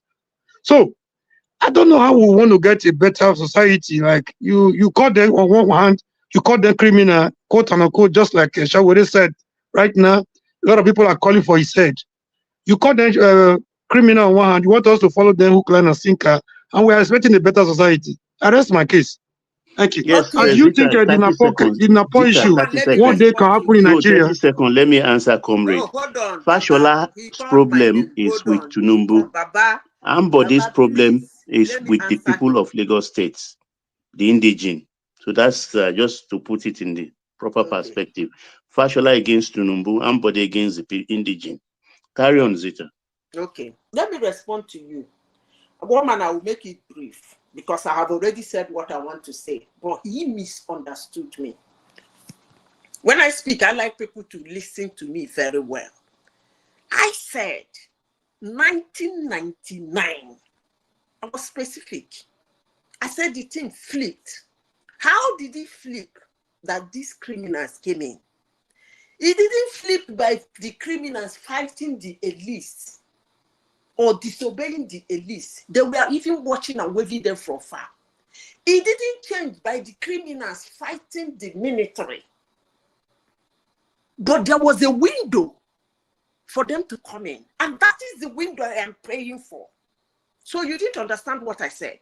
The window came when the military the pressure was so much on the military, and they said, you got to go. And they were like, okay, let's go back to democracy. The elite said, what? Are you kidding me? I'm not coming. And that was how these people come in. And if you think you want to go to the field to fight them, in the field, they know how to play well. I wish you luck. But as for me, I am saying, God, bring that window again and let the curtain fall so that another generation, probably the one that has shame, will come in. I rest my case. All right, brilliant. Sorry for the long wait, Joel. Floisios, you've followed the conversation all the way through, so just free flow. Thank you so much, one man. Good morning, afternoon, evening, wherever you may be listening from. Joel of Nashville on the One Man Show. Sorry, Joel. Kenny, can you take private chat? I left you a note. Sorry, carry on. All right, thank you so much. And also thank you to every one of the panelists and and those in the comment section. One man, the 2027 is not yet here, but it's like we're already feeling it. And like I said, I don't have any problem attacking anybody, attacking any candidates. But you also have to understand also that you have only one vote, and when you say someone cannot be this, someone cannot be president, you accord yourself the authority of God, and that is not good. And so on that note, for those who are against Obi and for those who are for, we are all welcome. So I am going to move forward to the next next thing on the menu. Okay, one man, the Lamido case. One man, it's nothing new. Is it the right thing? No. But it's nothing new. I will also look at it differently. If there was performance, like probably when Lamido was in government, he performed and the people like him, like like our sister here said, they can, vote him and vote the son and vote the wife or vote the sister or whoever he is presenting. For me, it is about service. The people who elected Lamido in the past knows Lamido. If they have that trust in him, why not? Politics is local. So on that note, I don't think I'll have to waste much time on Lamido. Mr. Joa, if I may interject you, do the people really have say? You see, now you're taking me to the other side. Now, if you ask me if the people have a say, how many times in the past have people have a say in the election? We know what happens with INEC. People that held captive. Why we blaming them for certain people imposing themselves on them? I still blame the people because people deserve the government they get. Let me tell you, Ikedio Hakim was the governor of Imo State at one point. The people of Imo State rose up and said, no, we want Rochas. I was in Imo State then. It was surprising. It was like an uprising. The people fought. They defended their vote up till INEC office. When they wanted to do the Mago, it didn't work. And they said they wanted Rochas. And the reason why the people wanted Rochas is because they've seen Rochas had so many philanthropic work that he did in the past and all that. Not because he held any public office. Then Rochas now came in, so it was like Imo State traded a thief for another thief, or traded a thief for a bigger thief. And the rest is history. So it is still the people. When Rochas now went in there, Rochas, used all manner of machinery to make sure that he retained the seats. And he did. And when he wanted to leave, he wanted to put his in-law to replace him. And I don't know what happened. I think that was when Buhari came in with the number 4 and, Hope Uzodinma came into power. So, we can always look at these issues. The INEC, the judiciary. Someone asked me yesterday, what is it about the constitution that needs to be changed? It is part of it. If we cannot have a say in who becomes or who we employ as a governor or as a president or in any public office, it means that when the person gets into power, the person is not responsible to us. the person is responsible to whoever that got him into power. And that has been the bane of the Nigerian politics. That has been the bane of Lagos politics. It has been the bane of many states out there. Joy, a quick question for you. You just Go ahead. mentioned something now that the godfather that put them there, they have to be responsible to that godfather. Can you say the same thing of Obi to Ojukwu when Ojukwu single-handedly installed him as the governor of Anambra State? Thank you. Okay. With that of the relationship between Obi and Ojukwu was not transactional. Ojukwu never made a demand from Obi. Are you kidding? Yes. Yeah. Yeah. No, he did not ask for the state resources. It's very funny because when you are How do you know? Hold on. I don't know, Joe. Are you there with them when they are having the agreement? No, not because I was there when they had the agreement. If those monies were living like the way we saw it, remember, Anambra State was coming from the time of Mbadinuju and the Oba brothers and this other one, Ebekofo. Right? So we knew what bad governance was all about. When your money is being given to individuals, to non-state actors, we saw the effects. We saw. Let me land. We saw the effects on governance, on the people. Anambra State was out of school. The students were out of school for I think over a year or two before Ngige came in. So we understood what it felt like. In fact, Ngige was the crescendo where a sitting governor was kidnapped in Nigeria and was meant to sign a document with his blood. That was the height. So Anambra has history. Before we got to Obi, and the reason why we keep talking about Obi, that is the reason. We didn't do for our money. At least that is one thing I can tell you. Everything he said prior to the election. In fact, the other day I was listening to the debate between Peter Obi and Ngige. Everything he said prior to the election in that debate, he accomplished it. And somebody came to say, "Oh, the IGR is relative." We're under Obiano, like somebody said earlier here. It was the groundwork done by Obi. How much taxes was Innocent paying prior to Obi coming into power?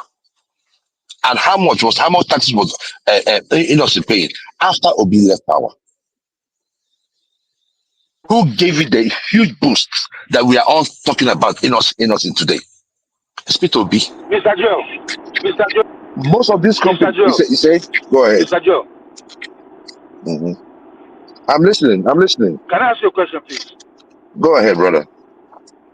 I always listen to you all the time. I'm just curious. I want to ask this question here.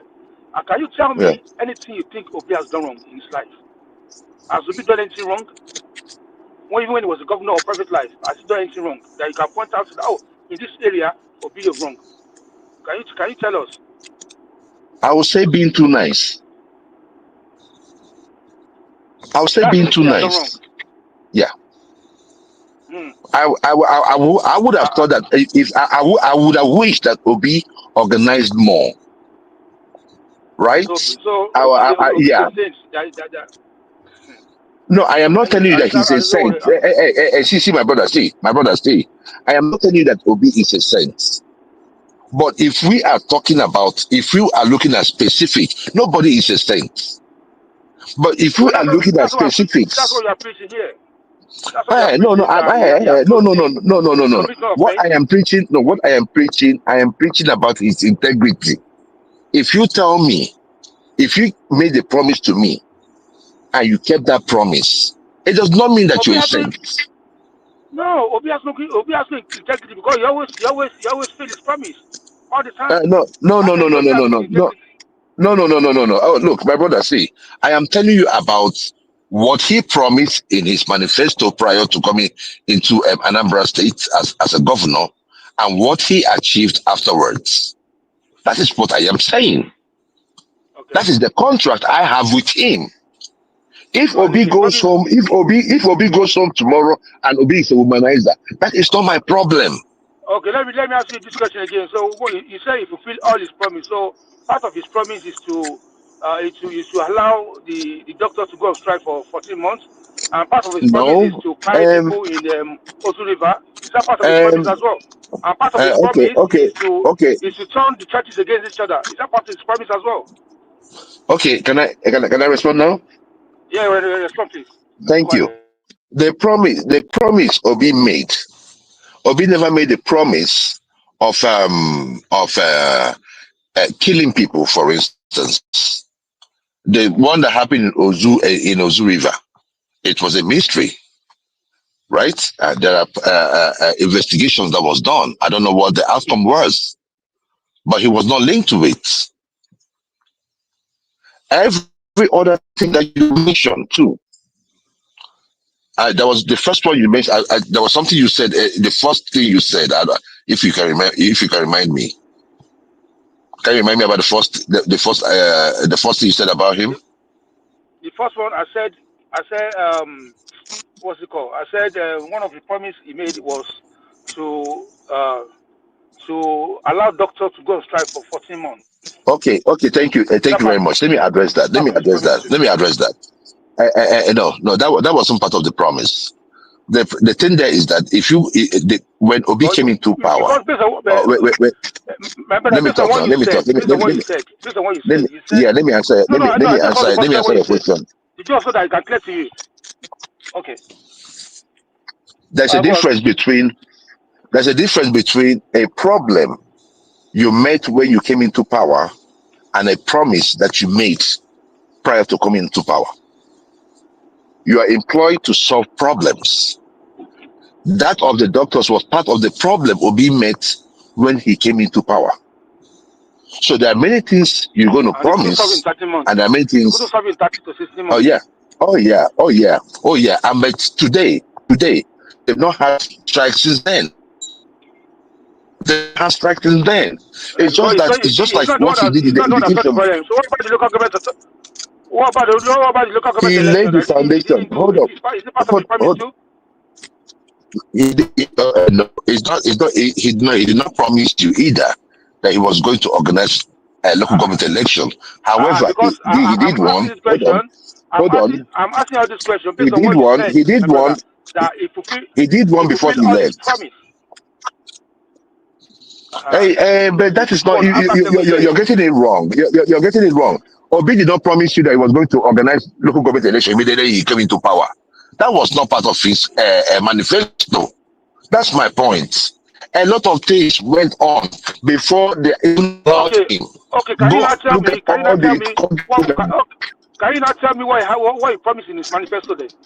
If F sector is not his priority, the same mistakes. If you know, hold on, please. If you listen to him today, everything that he said in terms of pulling people out of poverty, in education, investing in the human capital development, Obi did it while he was governor. Invested in infrastructure, Obi did it. Those were every of those promises that he promised us prior to coming into government, he did it. The problems he faced while in government is headlong. So the people of Anambra does not have. I listened to one man saying that people from his or somebody said that his commissioners. Hold on, please. Let me finish. Let me finish now. Take it along with you. Take it along. Kenny,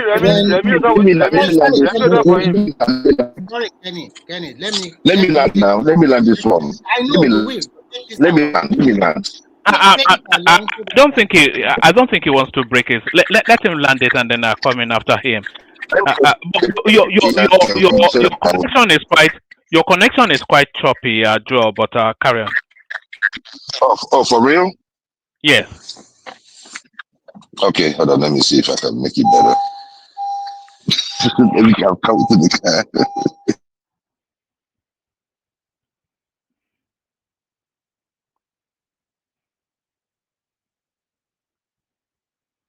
Hello, silence on a broadcast. I think that's that's a cardinal sin. Yes, Kenny, I'm going to drop. Oh, who did we lose? I'm going to drop down, and then you coordinate it. I've been in the background letting people in and out. Joel has the floor. Remy after him. Comrade yourself. Isaac joins us as well. So thank you, everyone. See you tomorrow. Kenny will coordinate, but I've been in the background then letting people in and out. Yeah, we don't seem to have Joel. So there he's back. So Joel, back to Joel. Yeah. So my brother, based on what I've told you, right? Based on the promises, his campaign promises, okay? We, the people of Anambra State, were 100% happy with the job Obi did. And after he left governance, there has not been anyone like him, including this professor of shit that we have today. If you go to Anambra, I don't know where you stay, right? Now, let us take away what they call it, politics, right? Let us take away tribe, let's take away all sentiments. If you go to Anambra State today and you see the kind of project Soludo is doing, and you stay abroad, and you say that man is doing a good job, then there is something wrong with you. There is something certainly wrong with you. Do you know the difference between Soludo and Obi? People can actually see evidence of what that guy is doing, but Obi, we don't know his artist when it comes to project. Okay, can I? Apart from the beauty. Oh no! What is Obi doing? What is Soludo doing as project? Tell me. Okay, let me ask you a question. Let me ask you a question. Let him No. What is the project Soludo is doing? What the project Soludo is doing? Don't worry. I'll ask later. Let me speak. Let me ask you a question. Joel, I hope you can remember the last interview that Obi had with Seun Okinbaloye. And when they asked him, what is his business legacy in Anambra State? Do you know his response? Are you aware? He said the brewery he built in Anambra is probably the best thing that he thought was the best. But when you come here and be telling us that no. I always like to see the context. You know, you guys have a way of spinning these things. No. I want to see. So my question is, his biggest selling point has always been his achievement in human capital development. Has always been his highest selling point. Mr. Joel, please allow me to put the question to you, please. So my question to you is this: if the man you are supporting is telling the whole world that his greatest legacy is building that brewery for the Anambra people, in which it has its own family input in there as board of directors or whatever, and you guys are coming about infrastructure, how do you convince a normal voter that you think you want him to vote for your candidate, and there is a lot of ambiguity, not a lot of clarity about his achievement? If truly Anambra is great under him, Anambra should be super good as of today. What's the question, Remy? What's the question, please? My question to him is simple. That infrastructure you are talking about, that guy did nothing. Okay, thank you.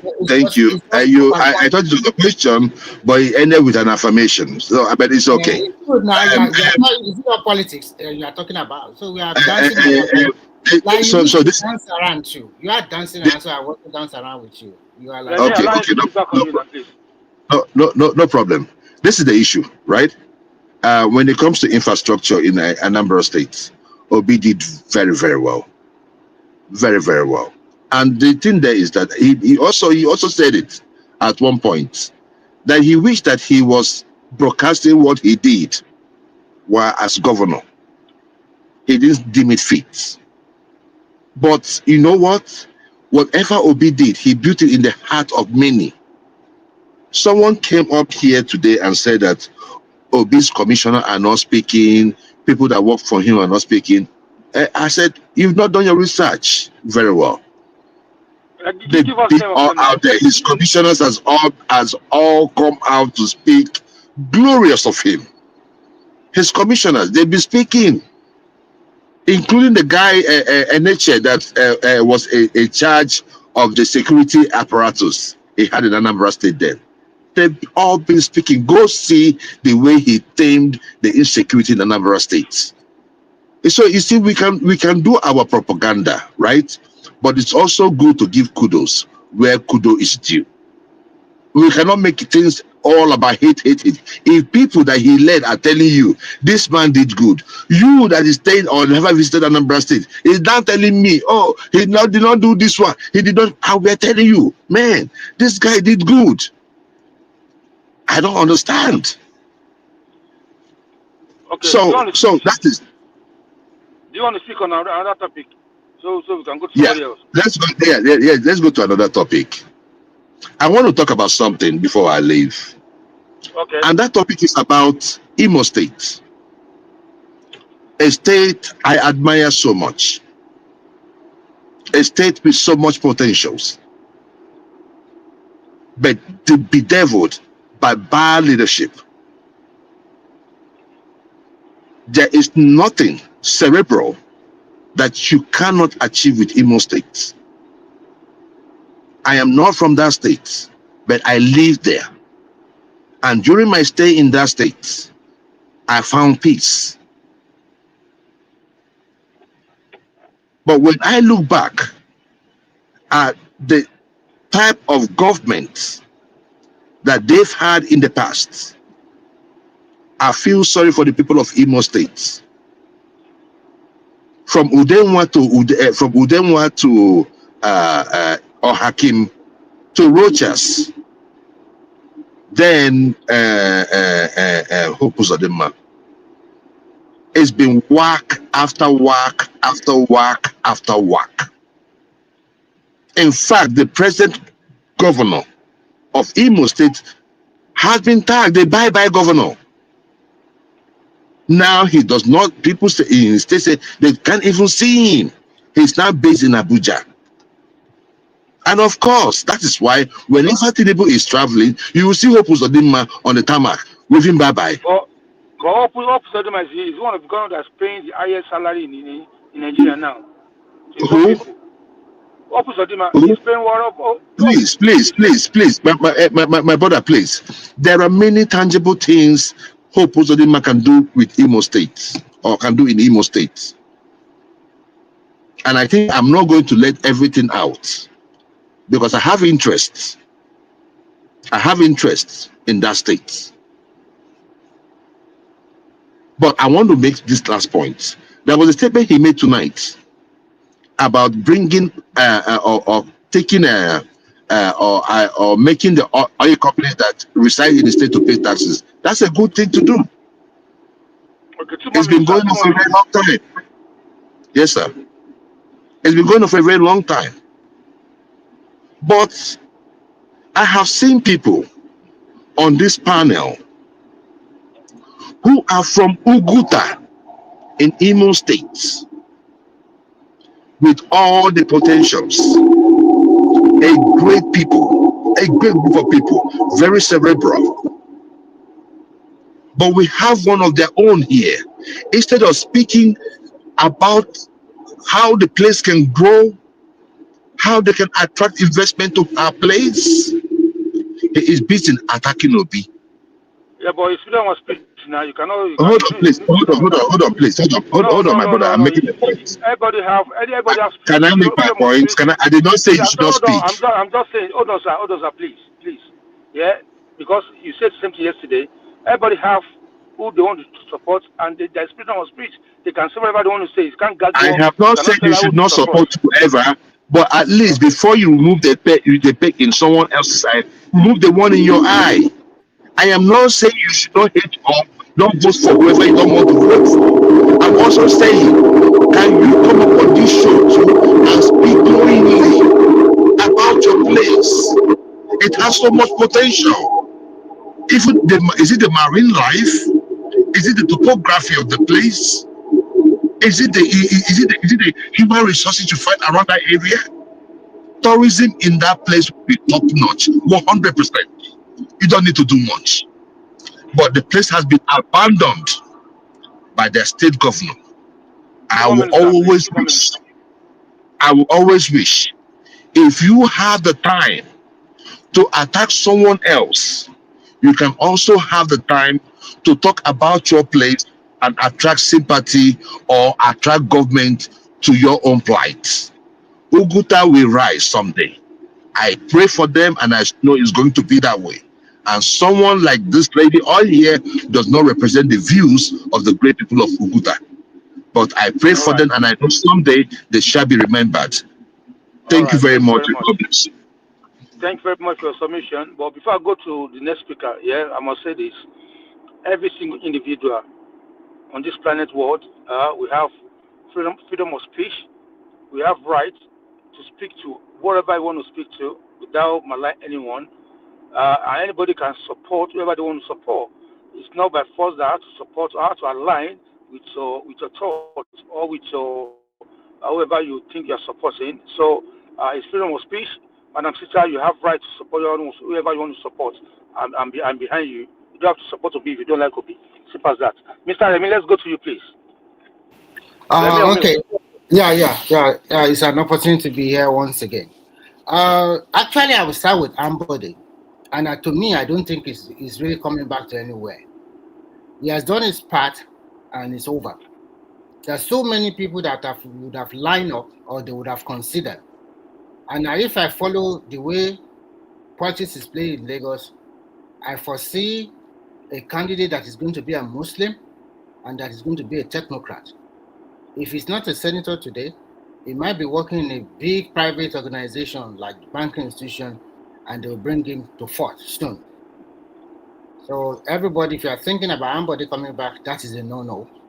They might consider him for other things if Tinubu win a second term, probably a ministerial position. But coming back to be governor of that state, no, that is over. I'll quickly talk about. No?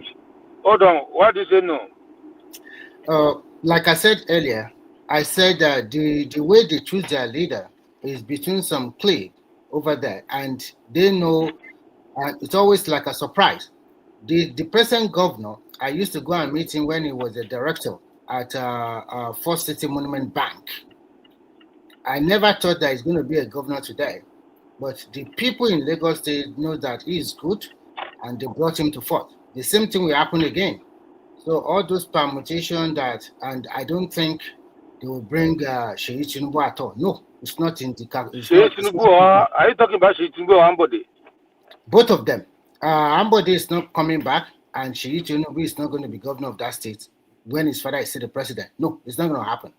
So even as a deputy governor, it's not going to happen. So that's for that. I quickly go to Natasha. If you are a liar, and Remy, if you present Remy, if Tinubu present Remy, what happened? Who is Remy? And sorry, if you present the son, what would he? What would he do? No. Okay. Remy, I have to push you on Ambodi a little bit. Yeah, just before you go to another topic. If Ambodi now decide that they didn't give me ticket, I want to go to another party. If you go to ADC or Labour Party Lagos, what do you think? Do you think he will win? Whatever party is going to go, if you look at Nigerian politics very well, you look at the incumbency factor, you look at the senatorial district, you look at the House of Representatives, both in the state and state assembly and federal rep. You look at the party that is holding forth. Who are those parties? Do they have all this machinery in their hand? Then, if you want to defeat an incumbency, you should know it's a lot of hard work. So they know what they are doing. So Lagos State, just like River State, if not for what happened to them, it will still be the PDP or that is ruling them today. So Lagos State is not. Ambodi was picked. They never thought he would be picked. He was picked ahead of Hamzat and the rest. So, but when he started to deviate from the norm he should follow, and they show him the red card out. Do you see the primaries that they used to send him out? So this is Lagos people. So I don't think, and apart from that, I don't. No. I don't think they are considering at all. They might consider him for other political posts, maybe in the federal level, but actually not in the state. I'm sorry. And if you know a Godfather, let me chime in if you don't mind.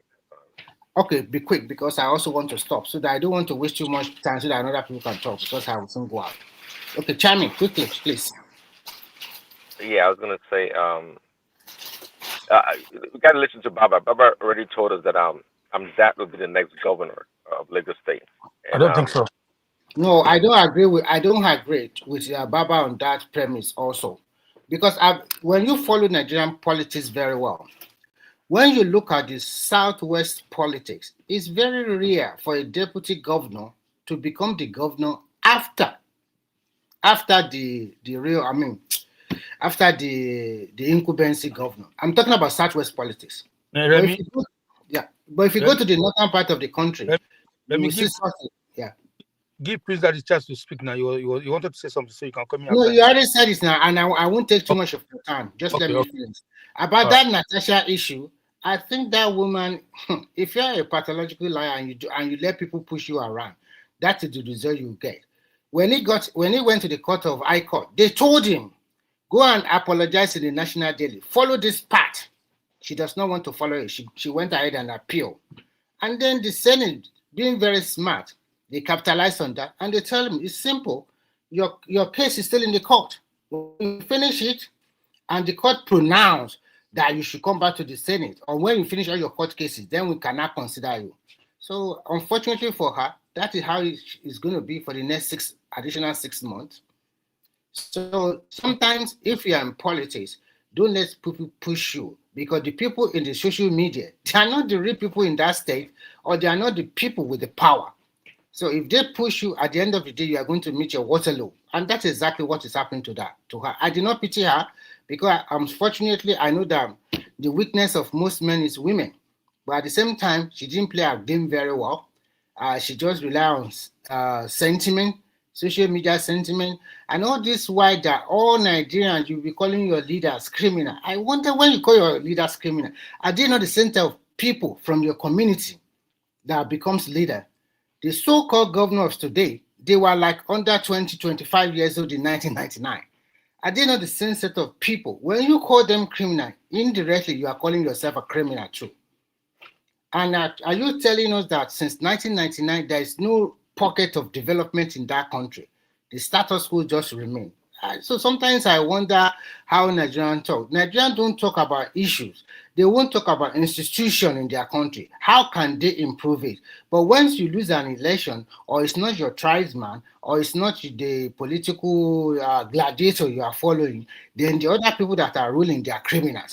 My criminal is better than your criminal. That is not the way to build a nation. So I think I will stop here because I don't have any other topic. I don't know. Okay. Okay. Have you spoke to what's it called? Alita Mister that is calling Ashwaju a criminal. That DSS they give him some days to retract. To be frank with you, I think that guy, I don't understand it. This is 2025.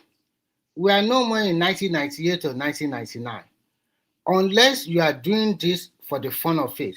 But there will be a time you should have to stop. Can you, for God's sake, call your own father a criminal? Let's put politics aside. And when you now demarcate that country in the international community, and then in future, you want to be the president of that country, and at the same time, you are going to be joined with all these Western nations, leader, and the rest of the world. How would they see you? Do you want them to see you as a tout or as a thug? But Remy, yeah. The question is, okay, why do you think is doing what he's doing by calling I think you know, this media bubble or sensation. Sometimes it thought that a lot of people are in support, or maybe Nigerian will vote for. No, I think he's just entitled, unnecessary, proud, and you are nobody. Tell me your achievement.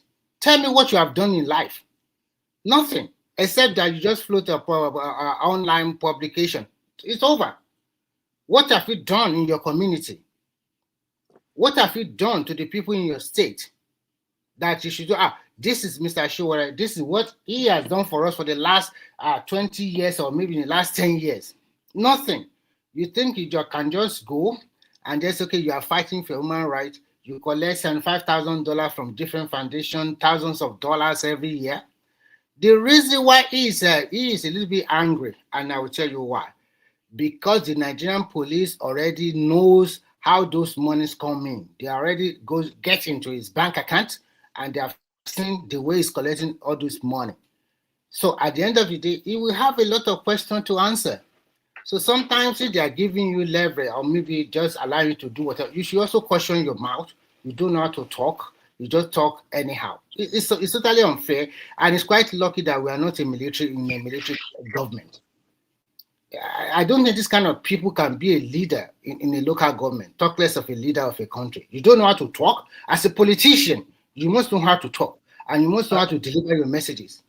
Finally, do you think the presidency or the Nigerian government, I don't want to say as well, the Nigerian government, do you think they give them too much leeway to go out with this thing? Same thing, Atiku said something similar, that Asiwaju, the government is a dictator, and so many language like that. Do you think the government, they need to start using the law against these people? If they do, what do you think the consequence will be? I think because, like I said earlier, as a politician, you must know how you do your stuff. And we are in the age of democracy, and we should respect freedom of speech. But sometimes, if you are like Atiku now, talking whatever he wants to talk about, and this one abusing people, I'm sure, which is not the right things to do. But because we are in democracy and free speech, but at the end of the day, if like that what you call him a criminal, if they now take you to court of law, you are going to prove at the court of law why you think this man is a criminal. And when this government takes that route, people will think it's stifling freedom of speech. And remember, as a good politician as Wadu is, he knows the next election will come around. He's focused on deliverables, focused on improving the economy of the country. Who can tell you that in 2 years or 2.5 years, Nigeria economy will bounce back like this? Nobody will believe it. That country has been in total mess. In fact, if not because of all these reforms, are we still going to be talking about that country like this today? Look at all the parameters. Look at the increase in external reserve. Look at the way the Naira has been stabilized for the last few months. And the Naira is also appreciating. Things are changing. People that are queuing see opportunity. They will make use of the opportunity. And people that dwell in complaining, they will still continue to complain. All right. Maybe next government comes. That is their home. Thank you. Yeah. Thank you, Mr. Remy. Thank you for your submission. I would really appreciate that. It's a good submission, and the listener as well. I believe they will have something to take home from what you said. Please, the next person. Prince Daddy, have you spoken? Are you there? Yeah, I think I'm the next person. I'm not spoken now. Who's next? I'm the next person. Oh yeah, take it away, sir. You go 5 minutes, sir, please. All right. Last speaker, I think the last speaker will kind of change my. I want to react first of all to the good evening to everybody. Good morning here. Good morning, depending on where you are. I want to quickly react to the last speaker about what Shigure has achieved or not. At one time or the other, we have referred to. We all know the antecedents of the current president before he became governor of Lagos State between 1999 and 2027. A lot of people have different things about him, you know. He's a subject of controversy in so many ways. Even the owner of this platform, I listened to one man said about Tinubu before he became the president. He said, is Tinubu a criminal? He said, of course, yes, he is. If there's anybody more criminal than Tinubu, is IBB. You know. Then he also ended up by saying, is there any alternative? Show me who he is. I'm quoting one man of a batin. So, I don't think it's different from what Showore is saying. And Showore was reacting to what he said in when he went to the Caribbean. There is no longer no corruption in Nigeria anymore. I mean, we all know that was not true. That was a joke taken too far to say there was no corruption anymore in Nigeria. So Showore was reacting to. Sir, hold on, sir. Sir, if I push you, I just want to push you further about just what you said now. As what you said, there's no more corruption. Do you actually understand what that man said? That there's no more corruption in Nigeria. I'm not a baby. And he didn't speak Yoruba. He spoke English. So I might not be. I understand everything he said. Though they are trying to. I'm just asking in context of what he's saying. What? Because everybody. No. He was talking. We can replay it. The video is there. Not the edited version. The original version is there. He was talking generally. He went as far as saying the CBN governor is here. Before he gave example of, a particular example, he spoke generally that corruption was gone in Nigeria. That was what he said. Just the way he said subsidy was gone. So okay, now let me ask you this, sir. Let me answer that one first. Sir. Hold on, please, my brother. You already asked a question. Let me finish with that. Go on. So he gave example of the exchange rate, the round trip they were doing with the exchange rate. He gave example of that, but he didn't restrict his statement to that. It was a general statement of no more corruption. So Showore was reacting to that. I'm not saying you should insult no matter who the person is.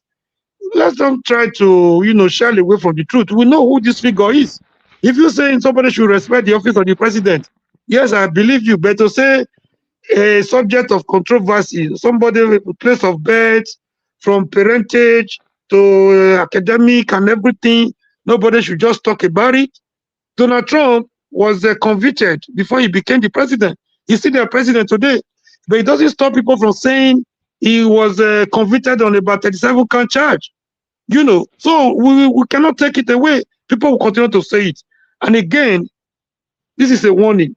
The problem Showore is having with DSS, he has made his statement and he says he's not going to retract his statement. They're giving him can you let me just talk, sir? Hold on, please, because you said something that I don't want to allow you to fly without asking you to go deep on that. Because so when you said this, I hope you give me more time as you are taking my time. No, I'm not taking your time because it's just because of what you said. If you want me to use my time, let me learn. Thereafter, you guys continue, sir. Okay, continue. Continue, sir. And again, they've given him 1 week. I know they're holding meetings here and there. They're going to pass on him. Somebody was saying what he has achieved. None of you speaking. Nobody of his age has achieved up to what he would have achieved. Your achievement, your success, your fulfillment in life is not the amount of or the quantity of money you have in your bank. He's doing what he's doing. I've known Showore for more than 35 years. The consistency has been there. The ruggedity has been there. The tenacity has been there. So you cannot hold nobody, no government. It's not just starting with this government. Even before now, a lot of people were seeing Showore as a Tinubu's agent. The same people, the same Nigerians that were calling Showore Tinubu's agent today, they are changing their mind. They are going back to their vomit because he has a problem with this regime. Right? In the same way, they said he brought Buhari in. And the same Buhari incarcerated him for close to 5 years, killed his brother. His family suffered. His immediate and extended family suffered.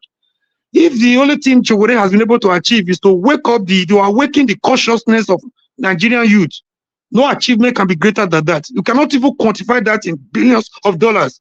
And again, This one will, now they've given him ultimatum. He's saying he's not going to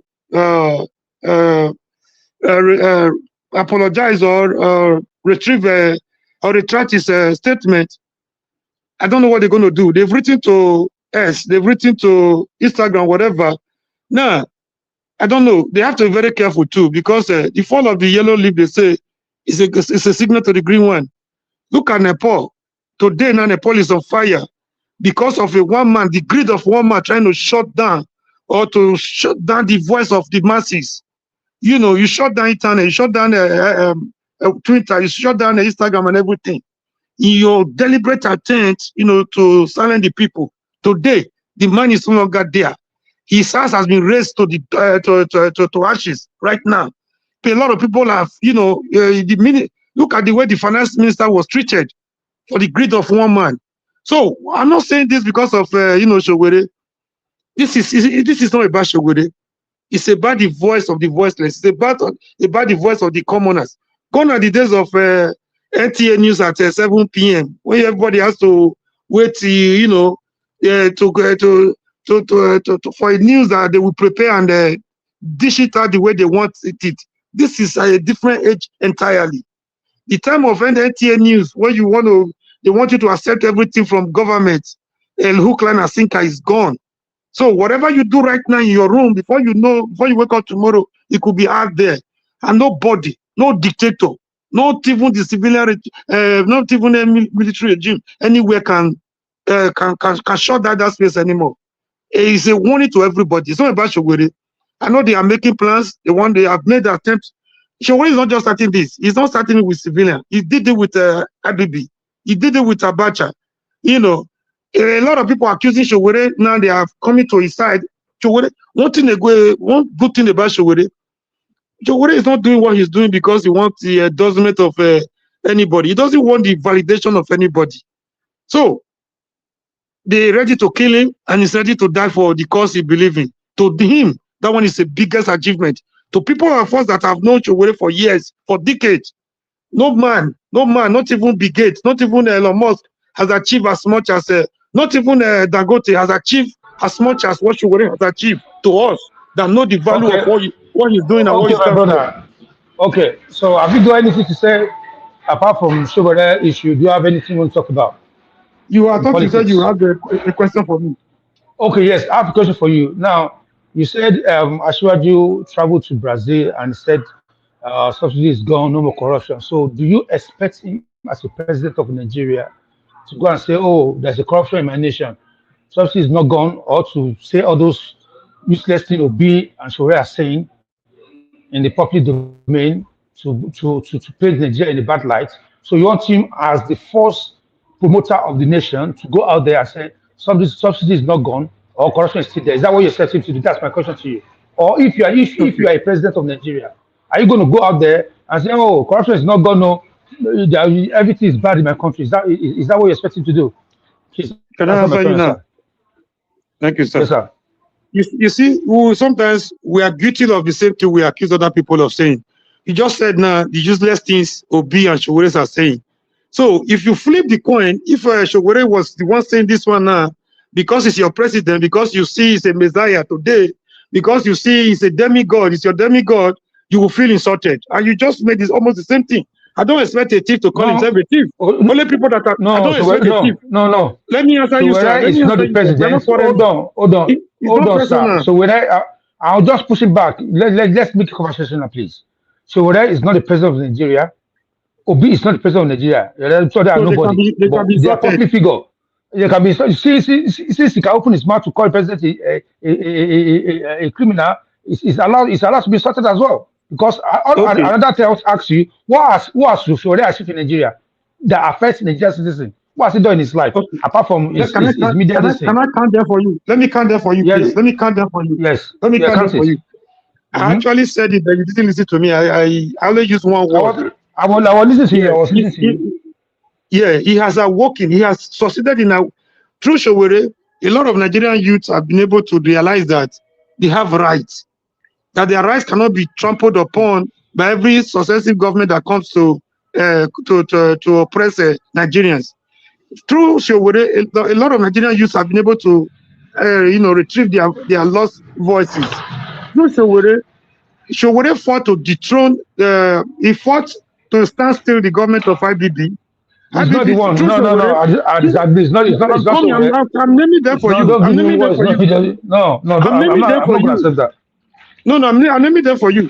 Through Showere's effort and the efforts of other comrades, IBB wanted to transform himself from Kaki to Agbada. He could not succeed. At a point, he stepped aside and he never came back. He planted Abacha behind.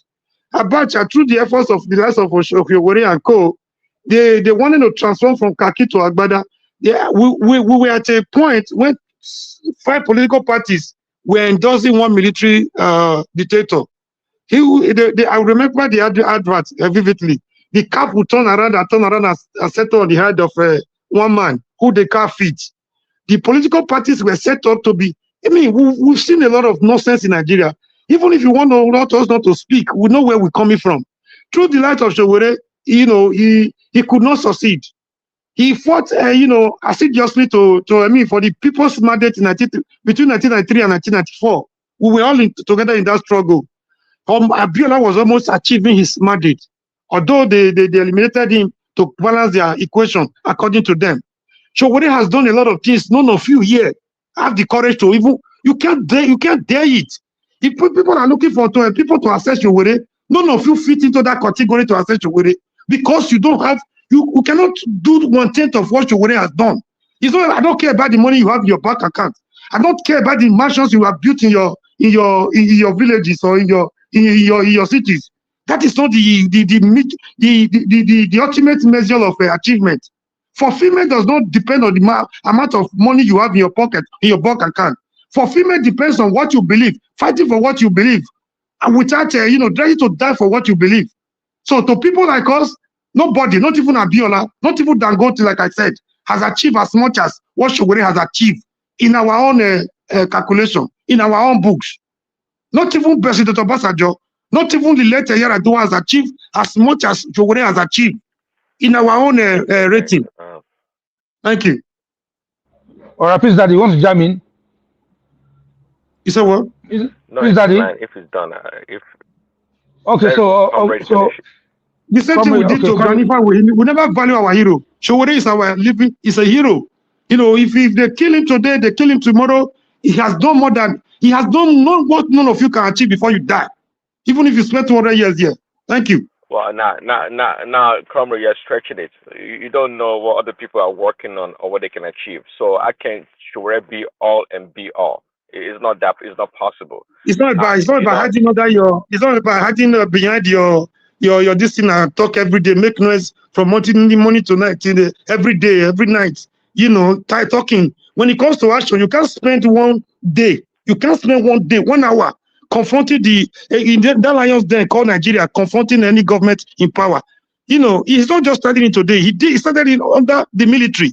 If you think these people are brutal, you need to see what we went through under Abacha and IBB. You will realize the worth of Showore. You don't just talk to Showore because you feel a lot of people are jealous of that guy. A lot of people are wondering how he's succeeding, how he's surviving what he's doing. So they're jealous of him. They want to castigate him. The obedience are there castigating him. Everybody that comes around want to talk rubbish about Showore. He doesn't give a damn about any of you because none of you can try what he's doing. He's not waiting for your validation. Okay, let me chime in. So actually, I'm not a big fan of Showore, but yesterday when one man was making a point about Showore, that with all his shouting this and that for the past 30 years or more, he hasn't accomplished anything. And I came on the show and I told one man that Showore may not accomplish anything now, but what he started, what he's doing, may not be for him to accomplish. It may have laid the ground or the foundation for somebody else to come about and build on it and do something great or greater, right? So to that point, I was giving Showore credit for doing what he's doing, being some sort of an opposition to the government, speaking up, doing all those things. That is great.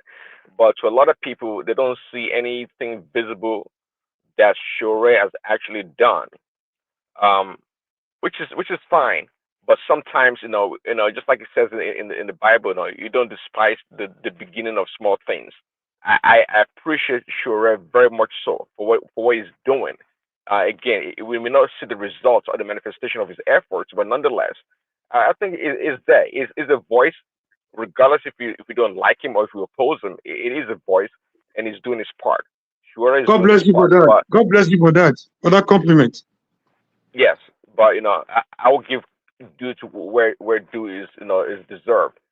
But to say that some of us cannot accomplish, other people have not done great things or greater things than sure. I don't. That to me is a stretch, absolutely a stretch. But it needs to be Can given you credit please mention and one of his acknowledged. age, one person of his age that has done 1/4 or 1/10 of what Chogwe has done in his about 53 years of life? Mention one. Those before him and those that are after him. Those Are that you are saying are you within the saying same age strictly in bracket. Nigeria or in the world? What are you saying? Okay, let's not go. If I say in the world, I will be overestimating him. Let's Because concentrate you on mentioned let's Bill let's Gates, say you mentioned within this and Nigeria. that earlier. Within Nigeria, tell me one or two person within his age bracket that can dare watch the risk Owore is taking.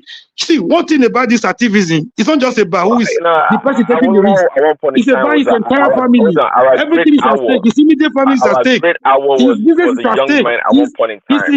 His parents are suffering. Everybody is suffering it. You don't know. All you see is just Owore. But if you go to deeper, everybody is connected to Owore. He's suffering. He's suffering the trauma of the risk Owore is taking every day. Because you are not there, you don't dare to do what Owore is doing. You think it's easy. If it is easy, try it for 1 hour and see. Not even a place like Nigeria. I rest my case, sir. All right, Yeah, thank I you. was saying, Thank you. Awolowo at one point in time was a young man. So Awolowo is a great example of sacrifice. Awolowo was a great example of someone that sacrificed a lot for Nigeria, maybe for the Yoruba people or Nigeria in general. So he's done very well. And there are many other people also. Now, I'm not a Nigerian historian, but I know there are plenty of people in their young age sacrificed, did a lot of things. Even Tinubu himself did some level of sacrifice before he was expelled or exiled during the military regime. And there are many other people like himself. So, but again, it's not about trying to compare one person's accomplishment and trying to degrade the other person. Again, sure, I deserve a space in Nigerian space, but sometimes we may not appreciate Shure actually to maybe 10, 20 years, or maybe after it's gone, and we can say, oh, Shure actually did this and that, and that's how it always turns out to be anyway. So nothing against Shure. It's all good. Um, we were talking earlier about Lagos State. The reason why Tinubu is smart. He's a smart guy. He knows. Uh, no matter how smart and powerful a leader is, especially if you're not a military or a dictator, right? You're always cognizant of your followers or the people that are under you, because if they revolt internally or the people around you, that can destroy your leadership or government. And a good example, actually, of that saying, it can be found in Proverbs, 14:28, that reads, "A large population is a king's glory, but without subjects, a prince is ruined." Tinubu understands that, especially at this age, and I think when it was younger, it was maybe a little bit more brash. What the beef maybe had with the Ambodi back then, today he probably would not have that beef. He's a much older person today. And Tinubu is not going to go at his age now, even though he's the most powerful person in Nigeria, and trying to impose his son on the Goshens. The Goshens are not villagers. We know that very well. Most enlightened people in that country, you know, they quite, they advance, they're sophisticated in so many ways. And Tinubu understands that to come and impose some his son on them, it's not going to work. And I don't know too much about Lagos politics, but to Baba's point of position, right? It's if anyone, somebody said, well, there's never been a deputy governor that became a governor of the state. Quite possible, or it is perhaps true, right? But it doesn't mean it can happen. There's always a first time for everything, and I think that is not just your ordinary governor. The man is a brilliant engineer. He's smart. It's sophisticated. And it's quite eloquent for a politician. He's a smart man. So if anyone can assume the governorship position after Sure